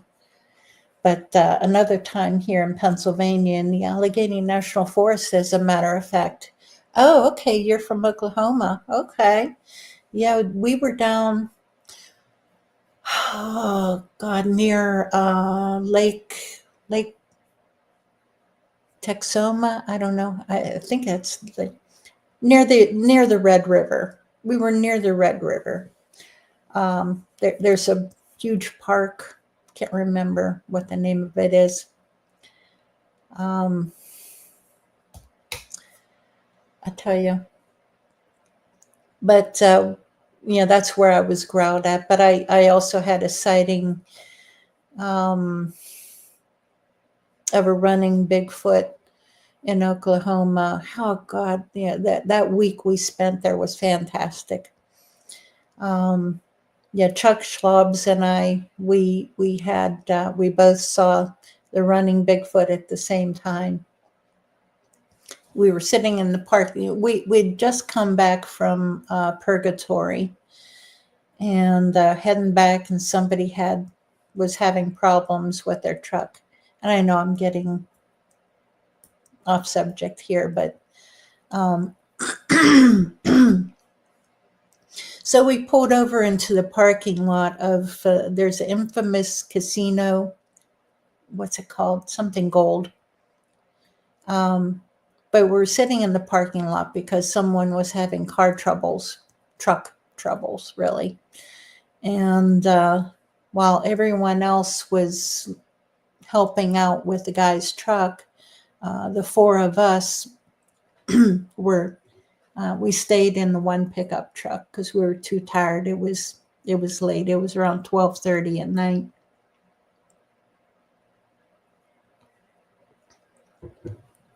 And we were heading back to camp, which was another 3 hours away. So we're sitting there in this parking lot of the casino. And I was sitting behind the driver. My sister was sitting behind Chuck. And my sister and the driver, they were both playing on their phones. So they really were not paying attention to their surroundings, which I try to stress over and over and over again. always be aware of your surroundings. I don't care where you're at. Be aware of your surroundings. So Chuck and I, we're more experienced, so we were both looking out the windows. And all of a sudden, well, the casino building was to our left. In between the casino and the building next to it, a Bigfoot ran across the parking lot, through the pickup trucks, brightly lit parking lot, and ran through there and across the highway into the woods on the other side. And that was just fantastic sighting. It was like,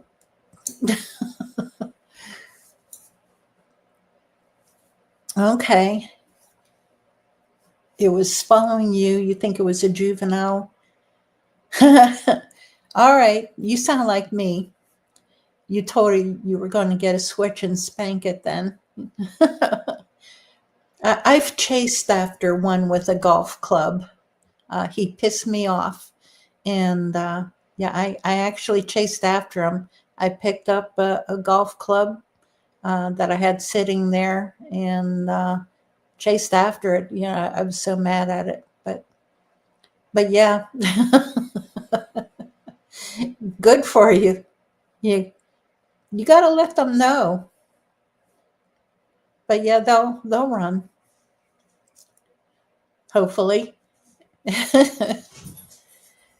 But at least that one did. I wouldn't count on it every time. I truly wouldn't. I've got Irish blood in me, and he he got my Irish up. And no, you guys like to hear that story of whenever I chased after the one with a golf club.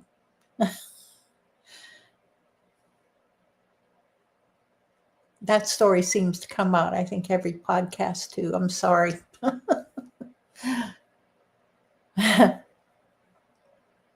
That's good. Yeah, you have to show them. I don't advise chasing after them, but you have to show them that you will not be bullied. If they get too aggressive, though, you push it up to a point, then you back off and back away. Don't run. You back away. But yeah, you have to. I mean, really, these things are. Oh, okay. You have to run. Oh, thank you for stopping by, Abby. I have to call you Abby. Abby Normal. But yeah, yep. We're here every Wednesday evening, 7:30 Eastern Standard Time. So appreciate it. But yeah, I don't suggest chasing after them, guys. I truly don't. They are dangerous creatures. I mean, really, they're, on the most part, they're, 8 foot tall, 8 foot tall or taller. And anywhere from 6 to 1,000 pounds. So I don't suggest you chase after them. You have to respect their power and back away. This one just pissed me off. That's my only excuse. Good night, Abby. Thank you for stopping by. I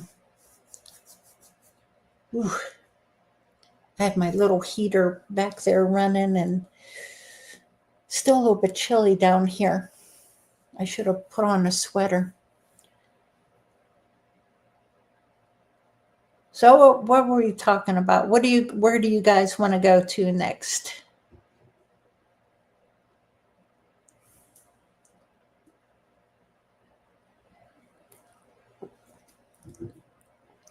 I have my vitamin water, so I'm okay. Something to wet my whistle. Good night. Good night, Scott. You'll be back? Okay. I'm glad you're enjoying it.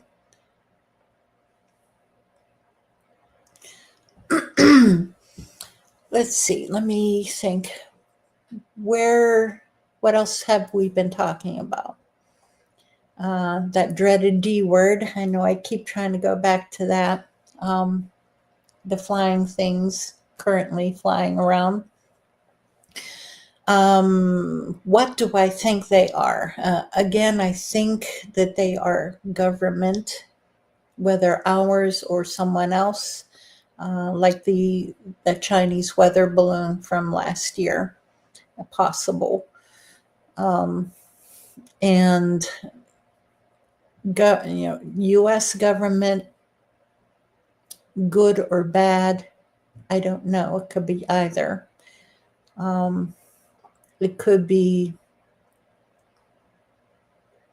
what they call it, a psyop, which is high on my suspect.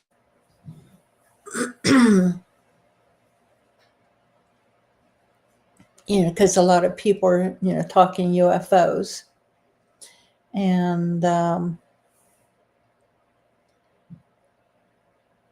that I don't believe they are, in my humble opinion.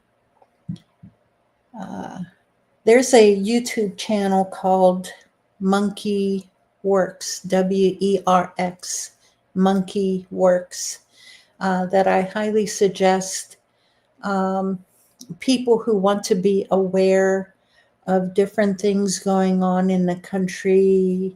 You see these ball cap right there.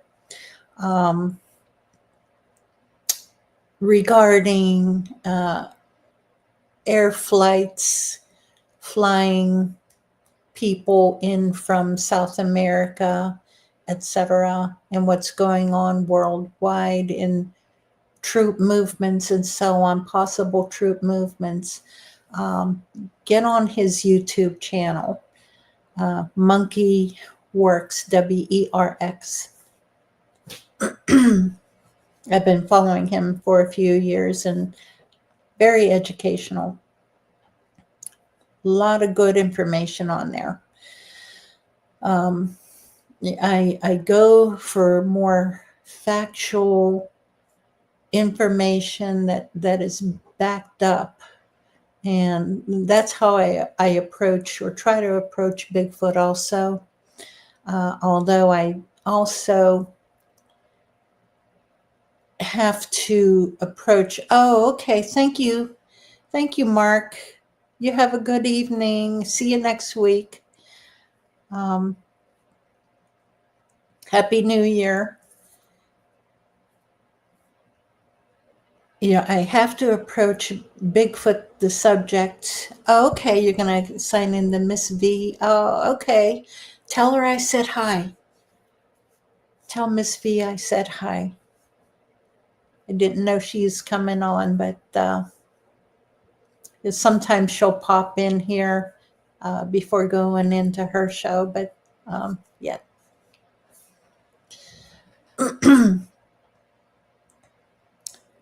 The science, you go by data.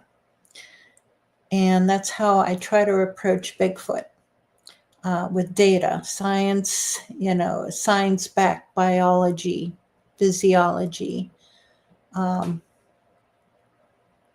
Is it physiologically possible for Bigfoot to exist, to move the way that they do? Because the way that they move is very specific. If you watch the Patterson-Gimlin film and watch, what's his channel name? Green Wave. where he studies, the movements of the Bigfoot. Yeah, their legs, their feet, the way that they hold, the way that they walk with a forward motion where they're bent forward. Their head is squished down into the shoulders. Their, what do they call that? Trapezius muscles.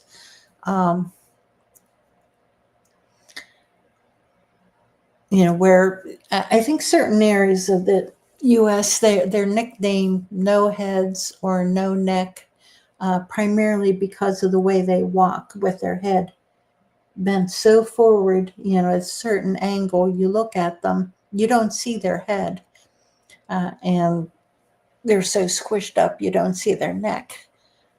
They're so muscular.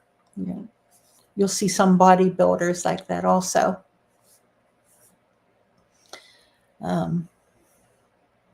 It's interesting to study them on that basis. You watch videos of their movements, and you watch that. And whenever you watch other videos that people come out with saying that they've filmed a Bigfoot, if you study them enough, you will be able to spot the fake videos, the hoaxes, because you'll recognize that no, that's not a Bigfoot.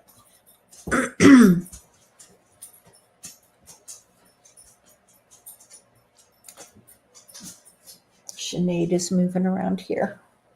Pretty girl. I think she hurt her leg or something because she's not jumping up into my chair. Usually she jumps up and sits behind me.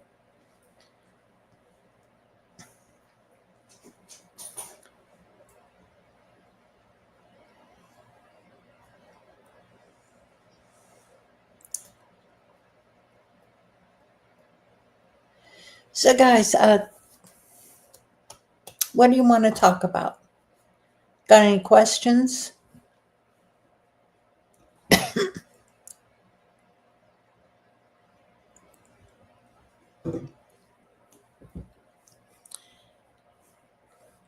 Has anyone else been hit with infrasound, been zapped?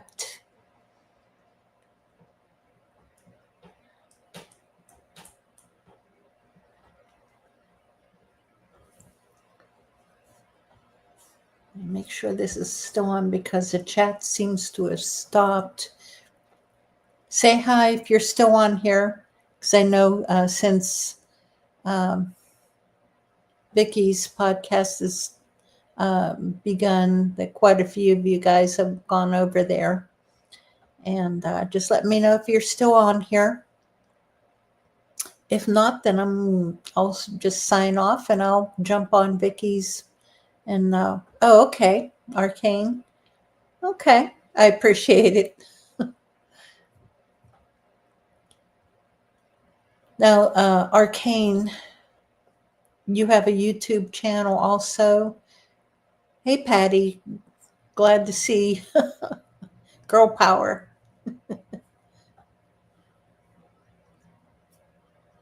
Yeah, you said that you're into more the paranormal.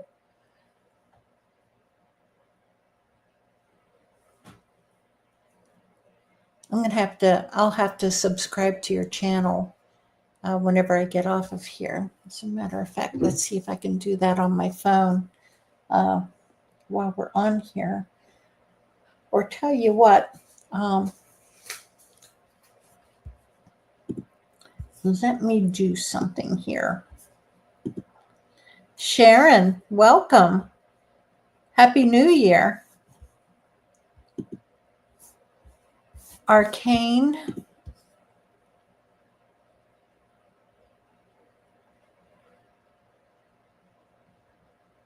More into Steel City Stacker. Cool. Pittsburgh. Happy New Year. Arcane, if you would like to hop on and join me and talk about whatever, here's an invite.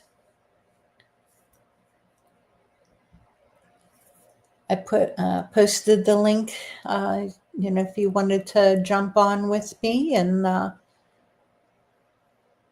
talk about whatever, share a little bit of what you've experienced in your realm. I think that would be interesting. Steel City Stacker. I used to work in Pittsburgh. I'm originally from south of Pittsburgh in the South Hills, but right now I live closer to Newcastle. You're a hot mess. Okay, maybe next time. Maybe we can plan on something for another episode. But if anyone else wants to hop on, click on that link and sign into StreamYard. Yeah, Arcane, that would be cool. I think that would be interesting. Because like I said before, I used to watch the ghost hunting shows, but then something happened one day whenever I was watching a marathon. And, I had experiences before that. But the day that I was watching a marathon, what happened then, I shut it off and I haven't watched them since. I live near one of the, what is that called? Haunted Hillview Manor, near Newcastle, Pennsylvania. If you've heard of that, I know quite a few of the big ghost hunting channels or TV shows have gone there and filmed there. They hold conferences there, festivals, and I've set up a booth there, and I've spoken there quite a few times during one of their paranormal festivals. And I speak about Bigfoot. It's what I speak about, and it's an interesting place. I can tell you that. It's whenever I've set up in one of the rooms. They have the vendors setting up in the different rooms where the patients used to be, and the one room that I was set up in, I had my table more towards the back of the room, and I was sitting closer to the left-hand corner, and I could feel a presence there. And I was thinking, okay, well, at least it's friendly. Okay. Yeah, shows and movies can open you up. Yeah, it's your state of mind. You open yourself up, and I had, after watching that marathon of ghost hunters, and something nasty happened, and so no, I won't even turn them on anymore. I try to keep in a prayerful state of mind, where I'm in constant prayer with my Lord. And so I never want to, that's something I don't want to delve into personally. I enjoy listening to other people talking about their experiences, because I've learned that we learn from each other, and even in the Bigfoot world, sometimes we use the same gear, the same equipment, and because that can overlap, your experience in what you do, even though probably on the most part you are indoors. It you can still use your instincts for Bigfooting also, along with some of the equipment like the EMF detectors. You can use them while Bigfooting. Weirdly enough, yes, you can use the EMF detector for Bigfooting.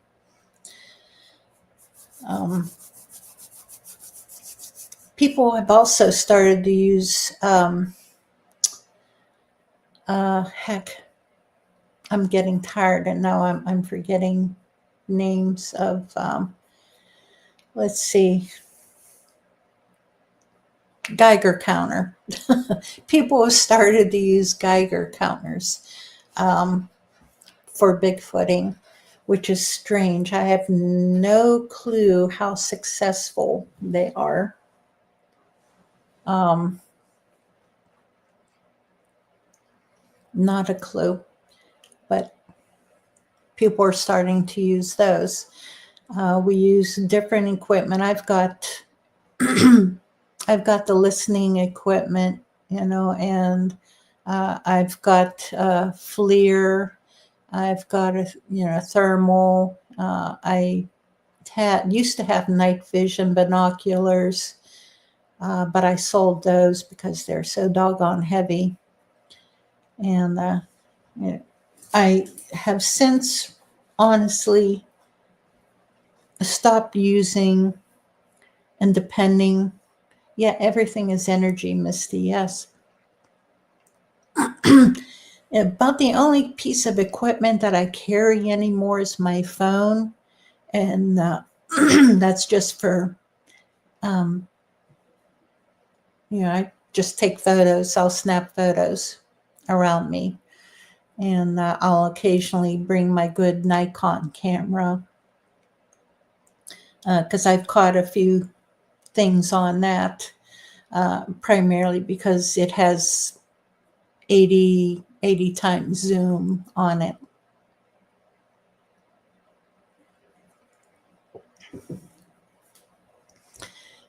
Jennifer, welcome. Las Vegas. You're welcome. Happy New Year.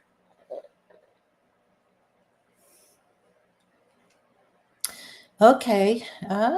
Investigating Bray Road. You were investigating what? The Beast of Bray Road. You had high EMF readings. Yeah. Okay. And you never know if it's picking up something paranormal, ghostly, or if it's picking up, something that the Bigfoot is, some type of energy that the Bigfoot is putting out. Don't know, but I really should have put a jacket on. I know I have those hoodies that I was giving out as prizes. I have a few of those left. I should probably appropriate one of those and put it on. But no. Yeah, my heater back there just isn't, no, that one, that way.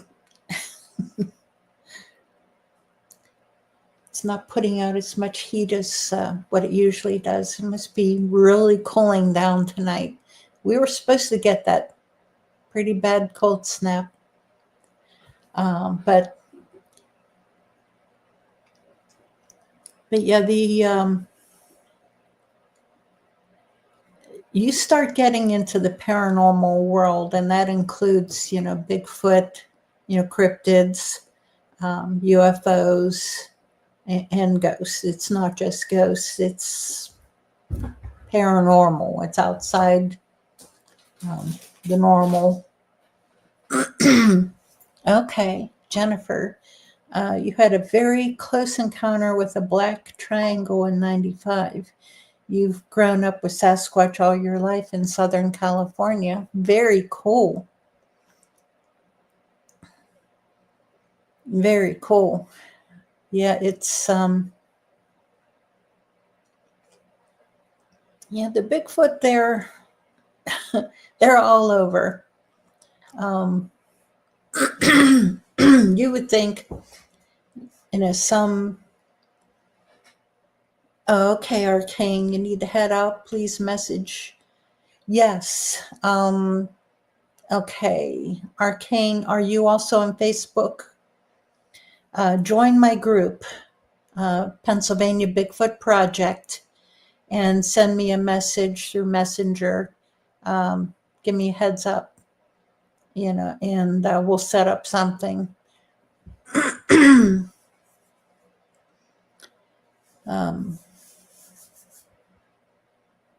Yeah, join the Facebook group, Pennsylvania Bigfoot Project. But thank you for coming in.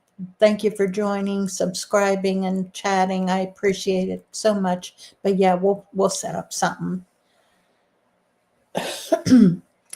And Jennifer, they protected your sister and you. Oh, very cool. I've heard of similar stories. Excuse me.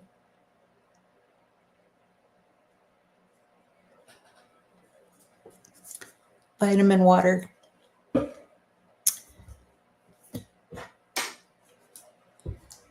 I have another bottle here. So, yes, Happy New Year, guys. And God bless. God bless everyone for joining in, for chatting. And I think we're having a pretty good evening here. I was thinking I would only do an hour or so, but I'm enjoying this so much. And you guys are fantastic tonight. So, yeah, I'll stay on as long as you guys want me to.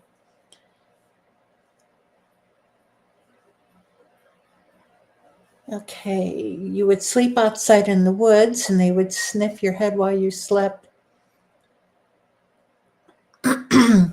Yeah. Yeah, I've heard quite a few stories about that also. Yeah, they used to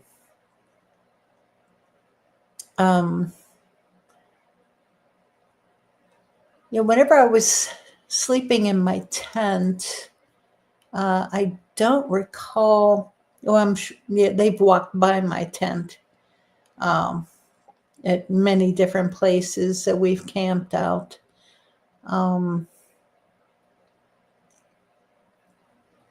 And probably peeked in at me, or whatever. I pretty much ignore them then. If I go to sleep, occasionally I would sleep in my truck, sometimes in the cab of the truck, and sometimes in the back of the truck also. And they would rock the truck, just to play with me. It's haha funny. Let's hear the funny human scream. Well, no, I don't scream. I ignore them and they go away. Your grandfather would tell you that the structures were from Boy Scouts, but you knew better. Yeah, a lot of the structures are from Boy Scouts, but a lot of them.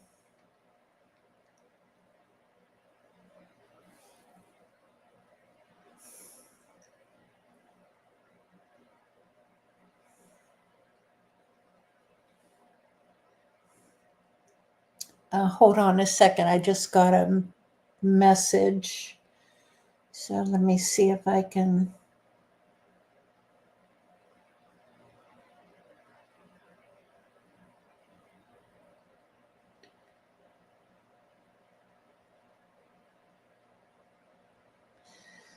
Okay. Okay, here we go. All right, and invite.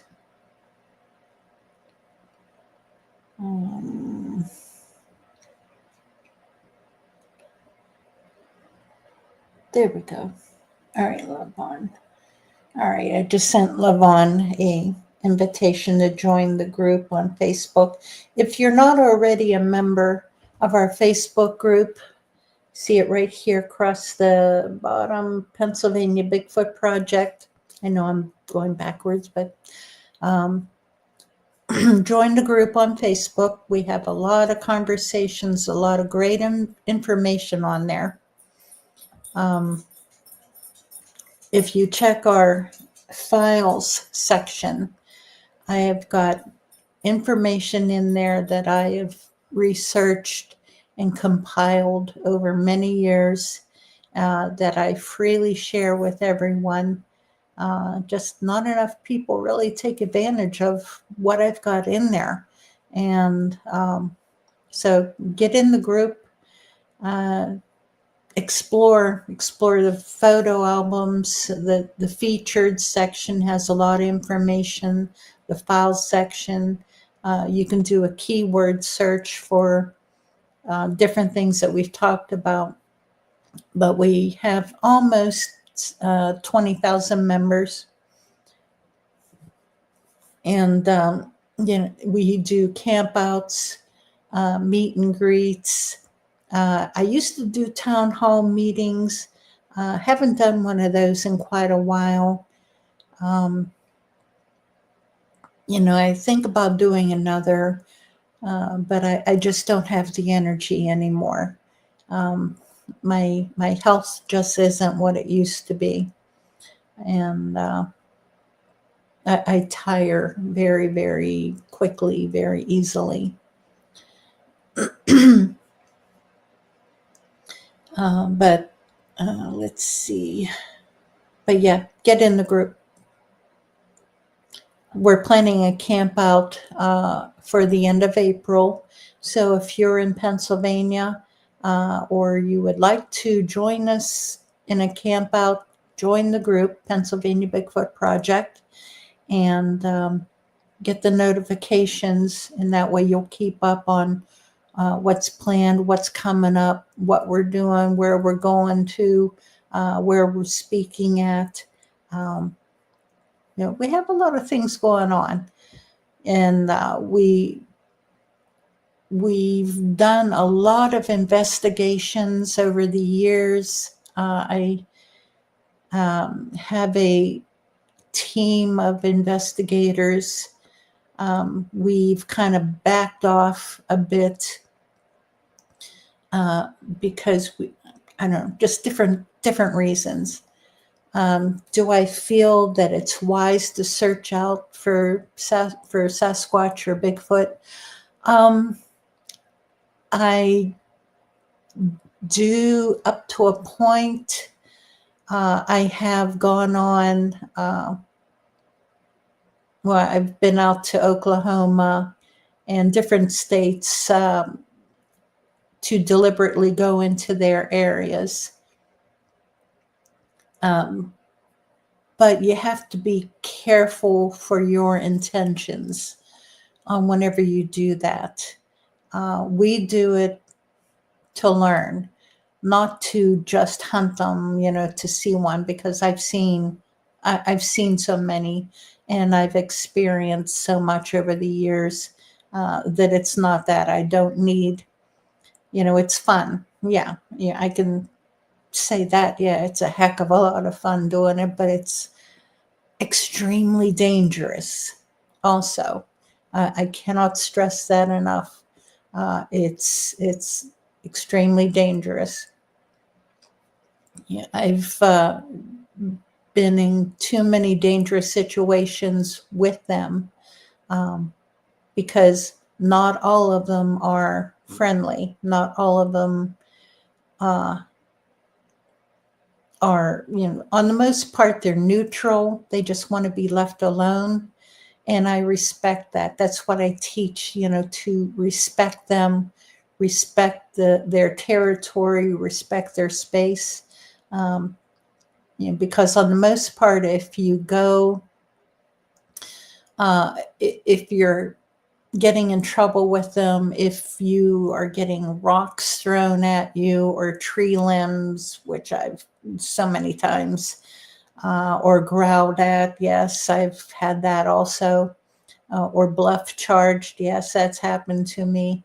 It's because you're pushing them. You are either getting too close to their babies or you're interrupting a hunt. And that's what I've found out on the most part. That's what's going on. If they're unhappy with you, you're trespassing. And you need to back off respectfully and very slowly. Back off. Don't run.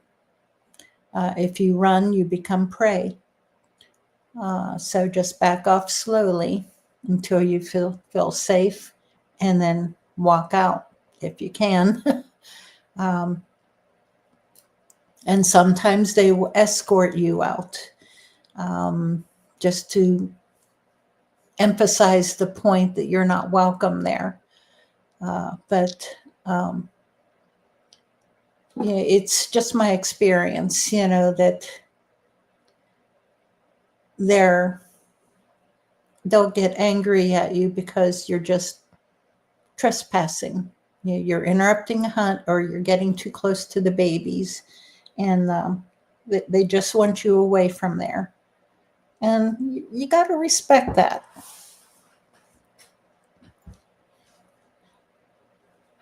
It's the one time I got bluff charged, it was because we were interrupting a hunt and we were not leaving. And I would have left if I could, but there was a severely disabled lady that I was with, and unfortunately, I could not leave. So, it was like more of a matter of, I told them, hey, I'm sorry, you got to deal with it. I have to watch over her. So deal with it. But they were unhappy with me. Yeah, it's a brown shorts moment. I can tell you that. It definitely brown shorts.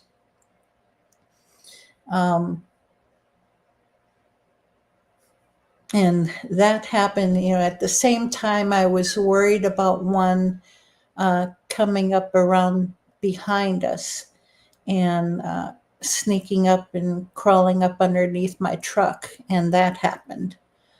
So I had so many things to watch out for, and I had to just deal with it. And they had to deal with me, until, people came back from a hike so that we could leave with the disabled lady. It was just myself and the disabled lady. And it was just the way things worked. Okay, Jennifer,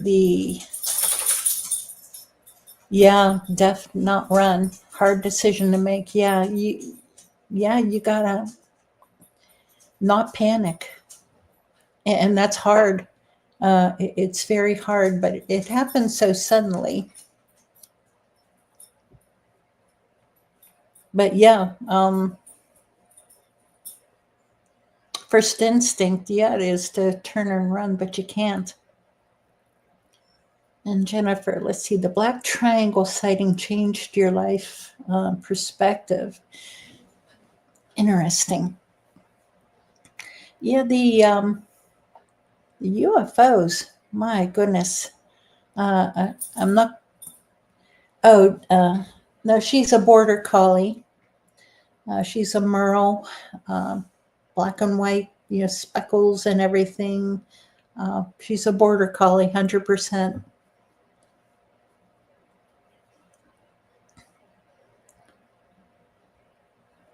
Her name is Sinead. It amazes, how lucky folks are, oblivious to what's around them. Yes, absolutely, totally oblivious. that's the way my sister was.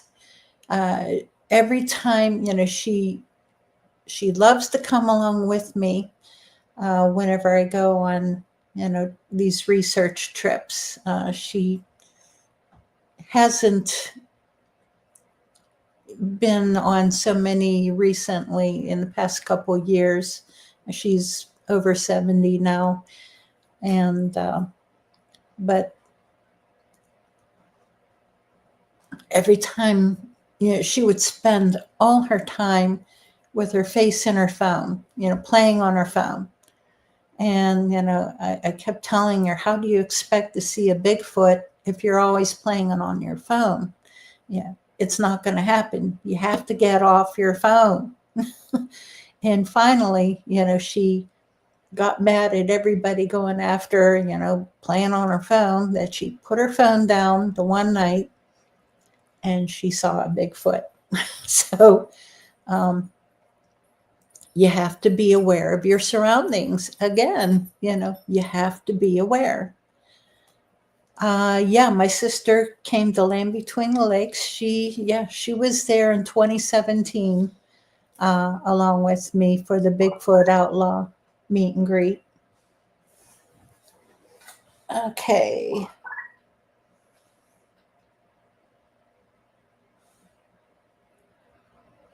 Oh.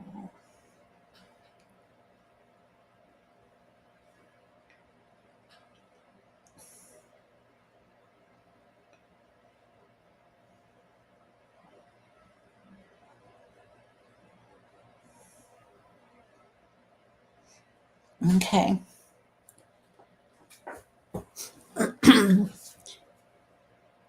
Yeah, humans have lost touch with nature. Yes, they have. Um, I think I was talking about it earlier that we have all this equipment that we use for Bigfooting and for paranormal research and so on, that we become dependent on that equipment.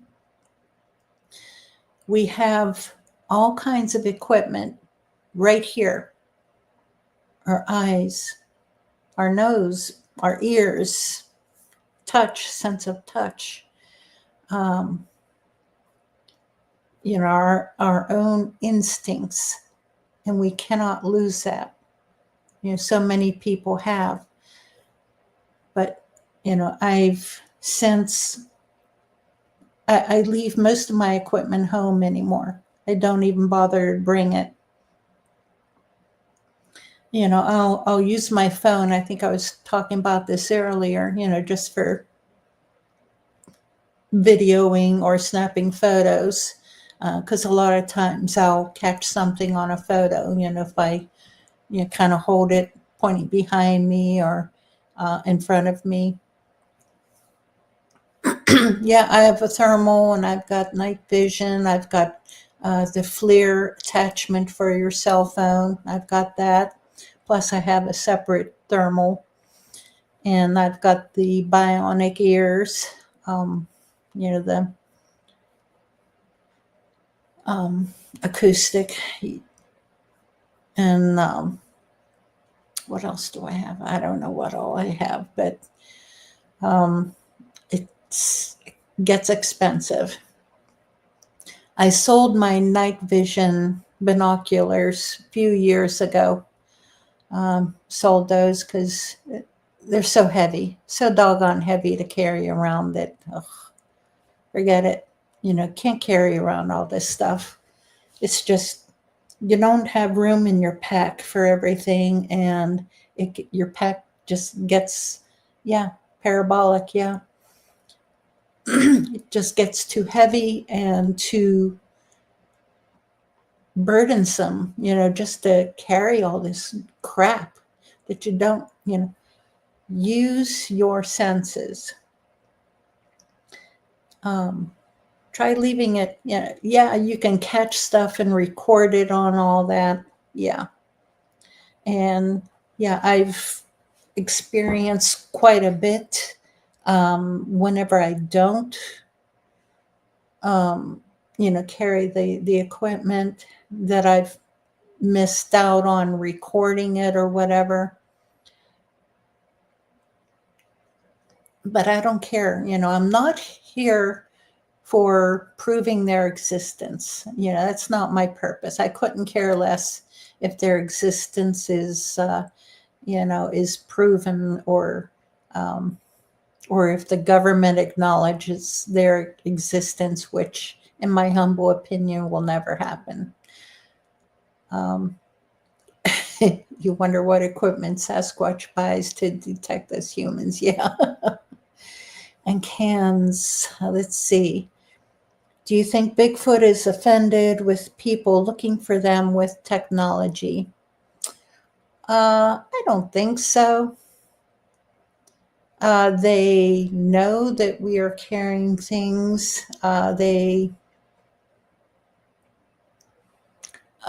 From others that I've spoken with, of course, they can detect the technology, the energy,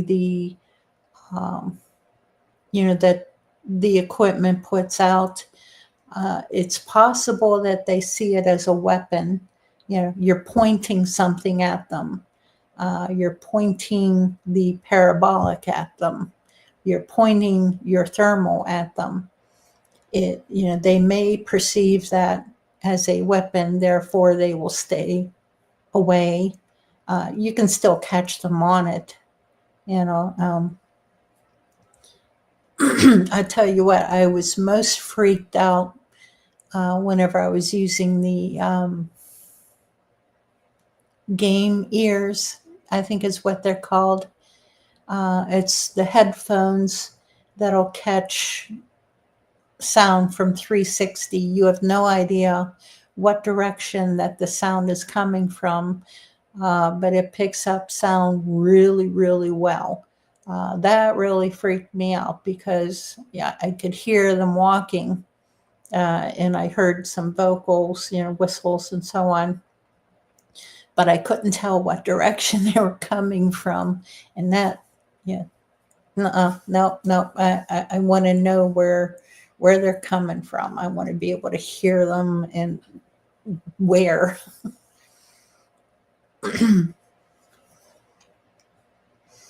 I used, a friend of ours loaned me theirs in Land Between the Lakes, and that's where I used those. I think that was in 2017. We were in an area nickname River Runs Through It, is what I think these researchers nicknamed the area. They set up a campfire, brought some bacon in a in a fry pan, and fried up some bacon, and boy, that brought them in. I can tell you that brought them in. But again, whenever I go, into their area, it's to have fun. It's to have the companionship, along with other researchers. I'm heading for a marathon show. Tell you, the longest one I had was about 3 hours long, Jerry. It was about 3 hours. But yeah.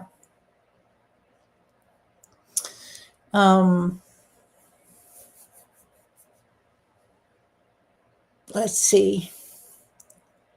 Can't remember. I got thrown off.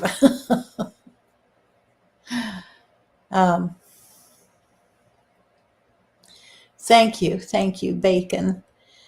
Yeah, I'm in it not to prove their existence.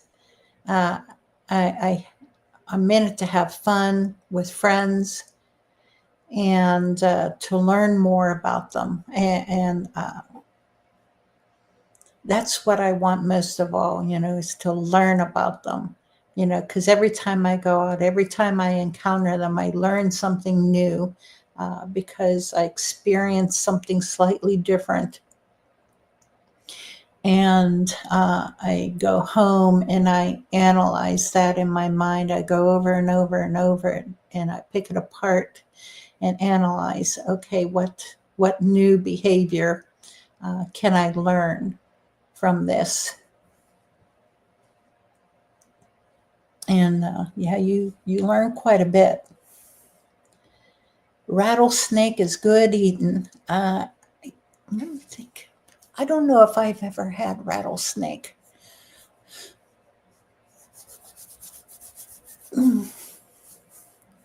I went to a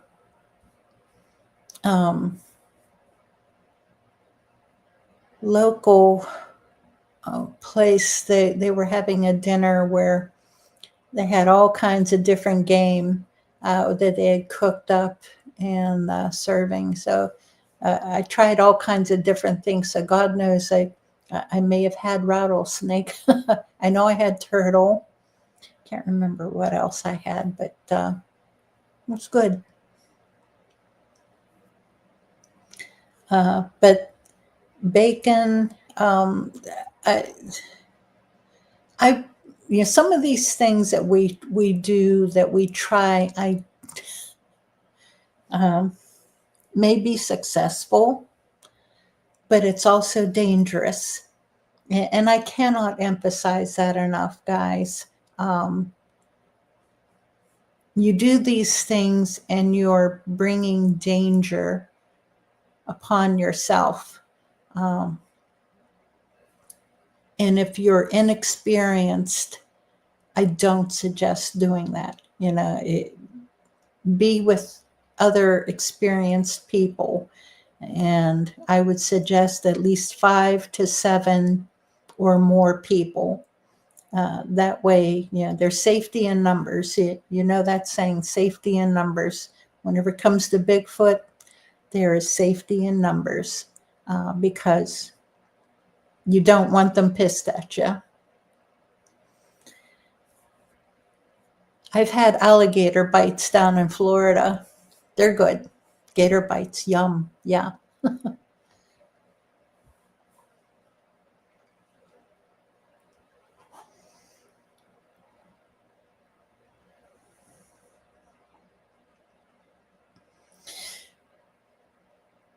Yeah, Bigfoot and camping.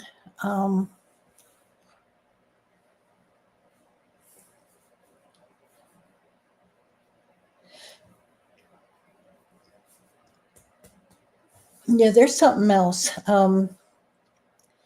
Whenever you go to Land Between the Lakes, that's another place I do not suggest that you camp alone. It's a dangerous area. You have to be extremely careful and be with other people. There's a friend of ours who camped there, and he said that he and his wife were there on their honeymoon camping, and something pressed down on the tent, pressed in on them, and another person, one sat down on him. So it's Bigfooting. Yeah, it's not all fun and games. But I've got a saying that life is an adventure. And yes, it is. It's an adventure. That's what I consider my life so far. It's been an adventure. Enough so that I've written a book available on Amazon. What I've learned about Bigfoot, 50 years and counting. Just look that up. Just type in my name and the word Bigfoot, and it'll come up on Amazon.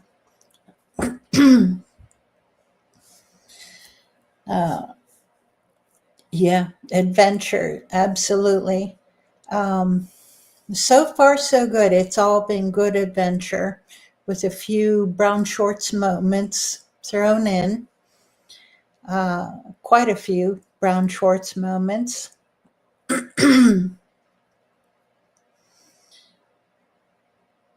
Yeah, people think, oh yeah, I want to have a Bigfoot. I want to see a Bigfoot. They keep saying that, I want to see a Bigfoot. I want to see a Bigfoot so bad. And I tell them, everybody tells them who have seen them is be careful what you wish for. You may get it. May get more than what you bargained for. That happened to a friend of mine. He kept bugging me. He wants to see a Bigfoot. So yeah, exactly, Jennifer. There's good ones and there's bad ones, and there's ones who are just neutral. They're in between. But yeah, be careful. This friend of mine, I took him out. I said, I make no promises. We're going to go camping, but I make no promises. You may see one, you may not. You may have an encounter without seeing one, but you may not. Nothing may happen. Something may happen. No promises. So we went camping in this very active area at Salt Fork State Park in Ohio. And he went on a night hike with 2 other people down this trail. And I think they were getting some rocks thrown at them. And then they stopped and they continued on. And they heard something. And all 3 of them were stopped. And my friend had his night vision up to his eye, looking around, put it down, and he said he sensed something off to the side and saw movement out of the corner of his eye and looked up, and here's one 15 feet away, just standing, or no, it was crouched down 15 feet away. It was a juvenile, he said, probably about 7 foot tall.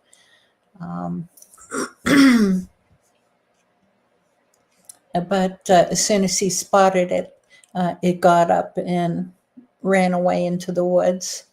But yeah, we go out to Salt Forks State Park quite often. We love it there. Okay, Jennifer, your son lives in Cleveland. Yeah, just a few hours south. Go into Salt Fork. There's quite a few areas that I can suggest, to camp in. Best place to camp, though, in my humble opinion, is the group camp. That's where we always go. During the winter time, we'll camp in the main campground, but during the summertime, from April on into the end of October, we'll camp at the group camp along with friends, and it's very active there, very, very active.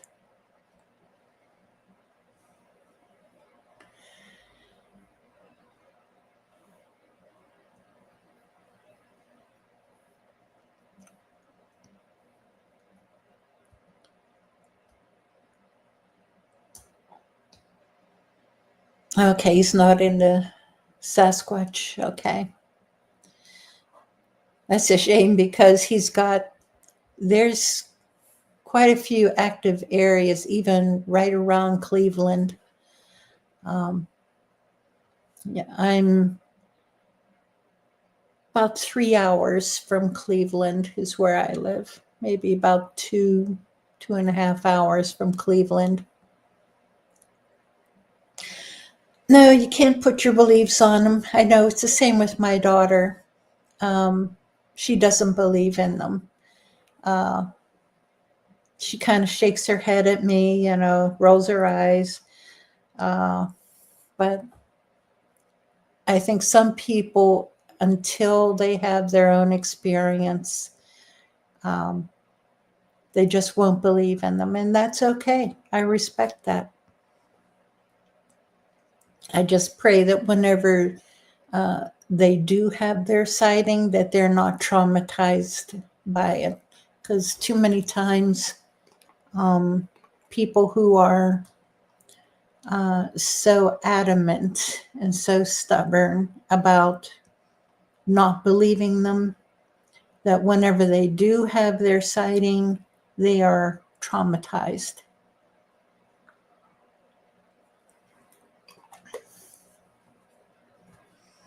You know, I think those are ones who suffer from PTSD, and their sighting, it may be perfectly benign, you know, with nothing really happening. It's just they're seeing something that in their mind shouldn't exist,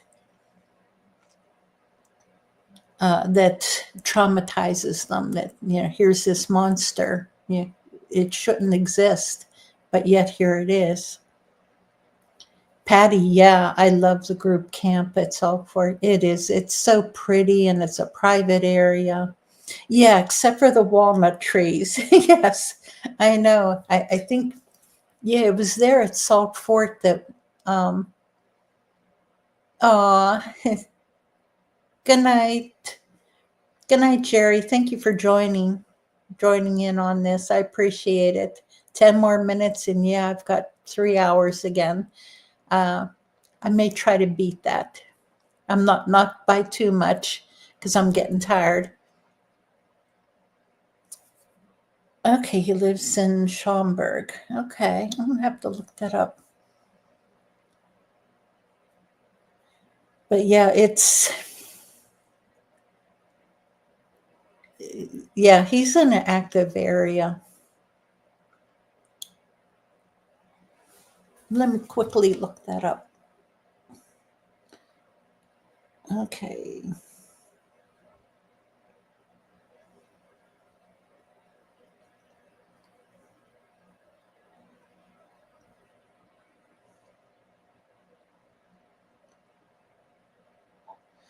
All right. Sorry, guys. Talk among yourselves.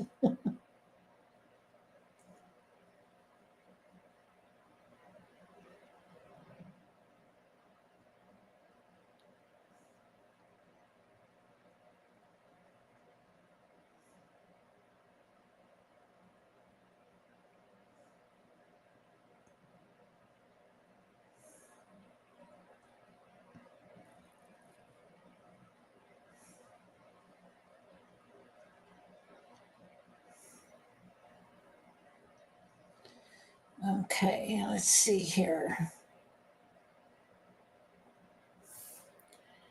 Riverside, Keller to a hog farm. Woohoo! Used to live in Hinckley, Big Rock. Culture shock, yeah. That would be. That would be.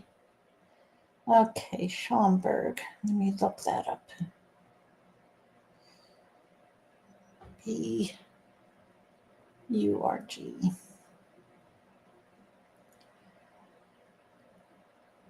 Okay, that's coming up as Illinois.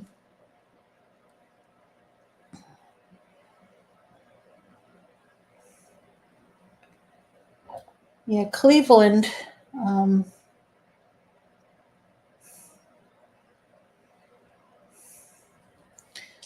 Yeah, I'm not real familiar. I've been to Chicago before, in Illinois. Okay, yeah. Cuyahoga Falls, yeah, outside Chicago. I've been to Chicago before for a conference. Haven't done any bigfooting around there though, but there's a lot of activity in Illinois, Southern Illinois primarily.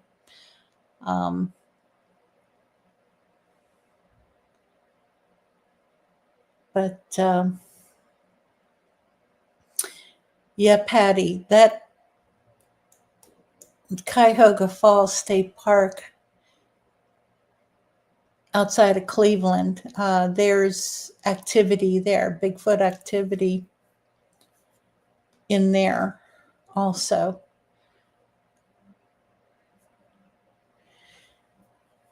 Yeah, I thought it was Cleveland. Yeah, lots of activity. Yeah, in both states. Well, really, every state except for Hawaii. They're not in Hawaii, but yeah, they're everywhere. Missouri. Yep, I've got a lot of Bigfooting friends in. They call it Missouri instead of Missouri. Missouri. So, a matter of fact, Kumbo used to live in Missouri for a few years until he moved back to Alabama a few years ago. But yeah, Missouri is very active. I want to get back in there. I want to get back into Indiana. There's, oh my God, I've got so many places on my bucket list.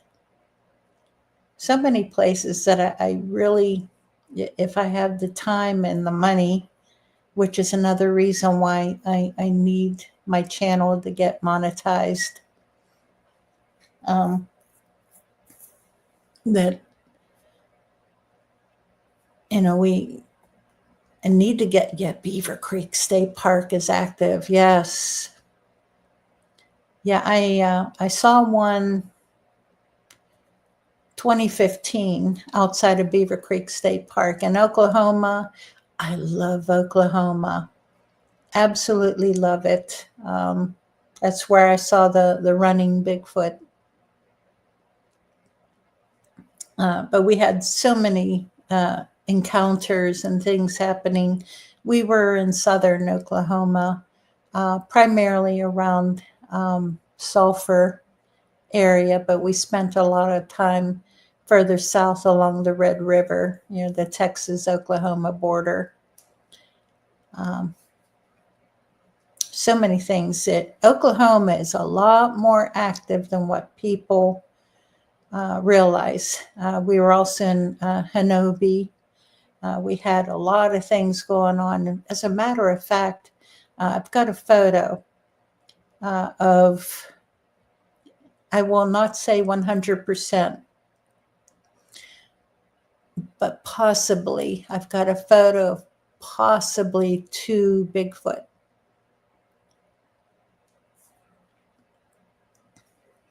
If you check out my YouTube channel here afterwards, I've got a video where I go over the photo. And I have it marked, 2 Bigfoot. So, check it out. Watch the video later. Mohican State Park. I don't blame Mike for being afraid to go to that and the Wayne National State Forest in Ohio. There's some, there's nasty Bigfoot all over the place, but they've got a reputation for certain areas. And yep, and rightfully so. There's good ones and there's bad ones. I think I'm going to be on here for another 10 minutes just to beat my record. Dogman, yeah, there's Dogman in both Pennsylvania and Ohio, Indiana, Michigan. There's quite a few Dogman reports that I've taken myself for Pennsylvania. Okay, hi Bigfoot Society, welcome and Happy New Year. Have I gotten any reports out of Forbes State Forest? Yes, quite a few. I've had my own encounters there also, personal encounters. As a matter of fact,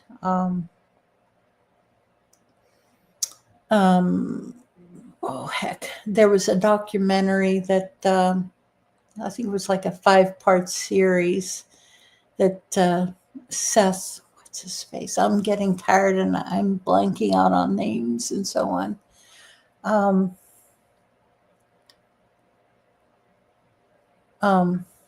Doggone. Anyway, yeah, I've had my own encounters in Forbes State Forest. I've been there many times, as a matter of fact. I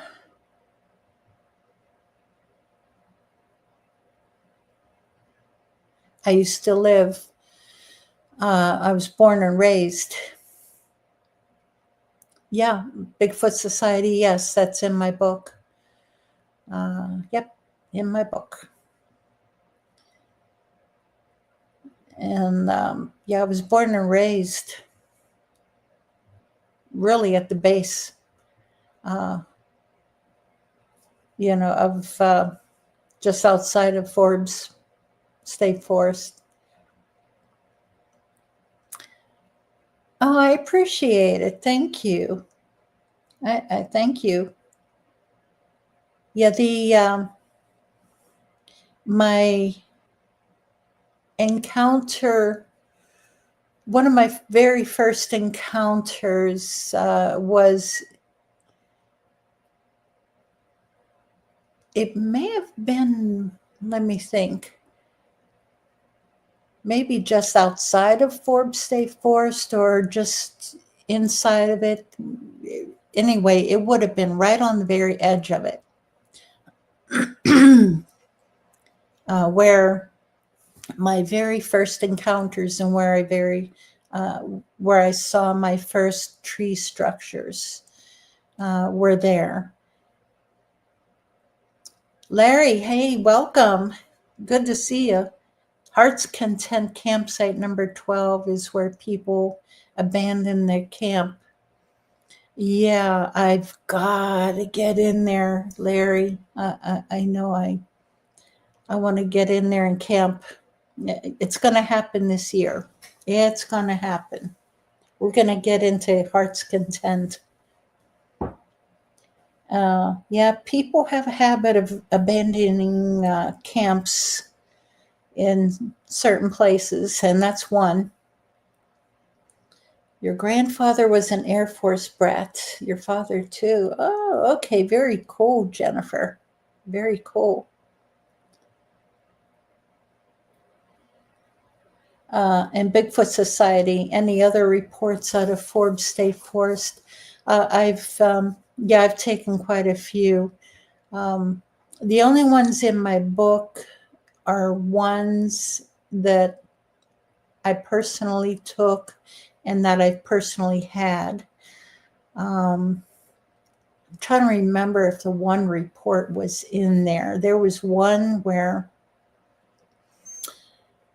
it was an area called Quebec Run in Larry. I'll let you know for sure.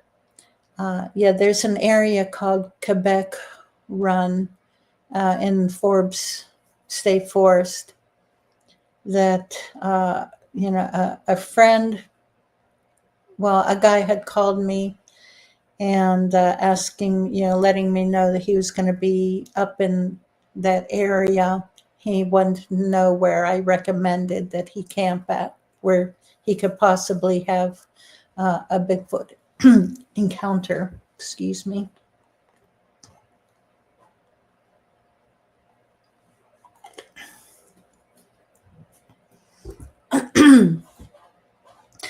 And I let him know that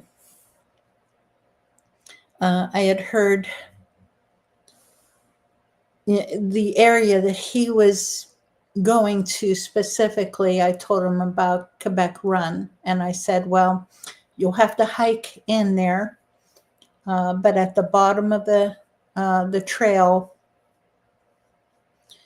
you'll see a grove of trees. And if you can camp off trail, near those trees, you may get some activity, you may not. And so he regretfully followed my instructions and spent the entire night curled up in the fetal position, terrified, absolutely, totally terrified. And, now I'm sorry that I recommended the area, and here I am talking about it. Sorry. But no, I don't recommend people to go there. It's he had vocals and rocks thrown at his tent all night long, and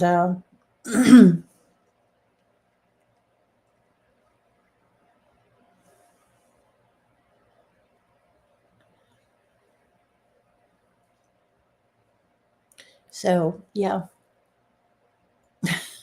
So here I am saying over top, here on the podcast. Excuse me. Christmas Tree Pass, Nevada.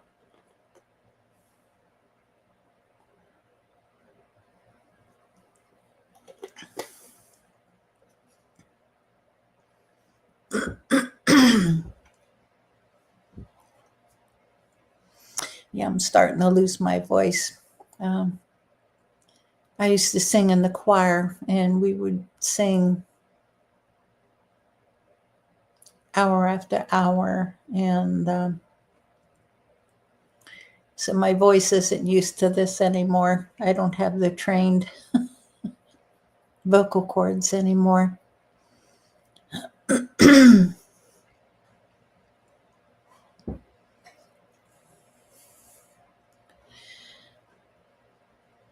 But tell you what, guys, we are coming up on 10:30. We have 2 more minutes. And I'm going to spend these 2 minutes asking you, keep New Orleans in your prayers, the people of New Orleans, for the tragedy, the tragic events of, might as well say, a terrorism that happened there. Last I heard was 15 dead, and just keep them in your prayers. And if anyone here has a prayer request, you can message me privately. You can type it in here if you want, or just send me a message over Messenger.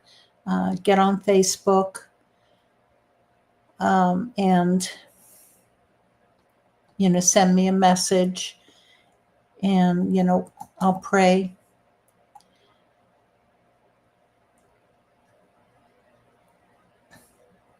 There's a lot of people down with illnesses right now.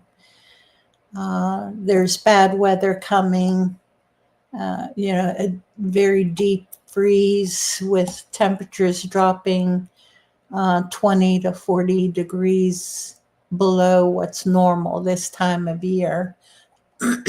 So, pray that people are prepared, that their power doesn't go out.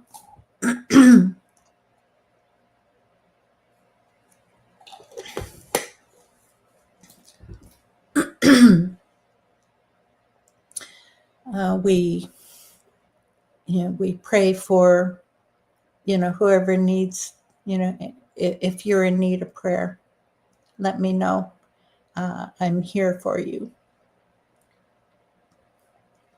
But tell you what, next week, I'm on here Wednesday evenings at 7:30 Eastern Standard Time.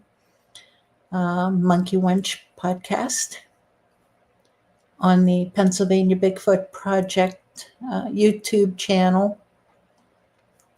We're also on Facebook, Pennsylvania Bigfoot Project. And So please join the group, chat, talk about whatever. If you don't have it already, get on Amazon. You can buy my book. Just look up my name, type in my name and the word Bigfoot. You'll come up with the book. Or send me a message and I will, you can purchase directly from me and I'll send you an personally autographed copy for $20, and that's including shipping. I take PayPal, CashApp, or Venmo.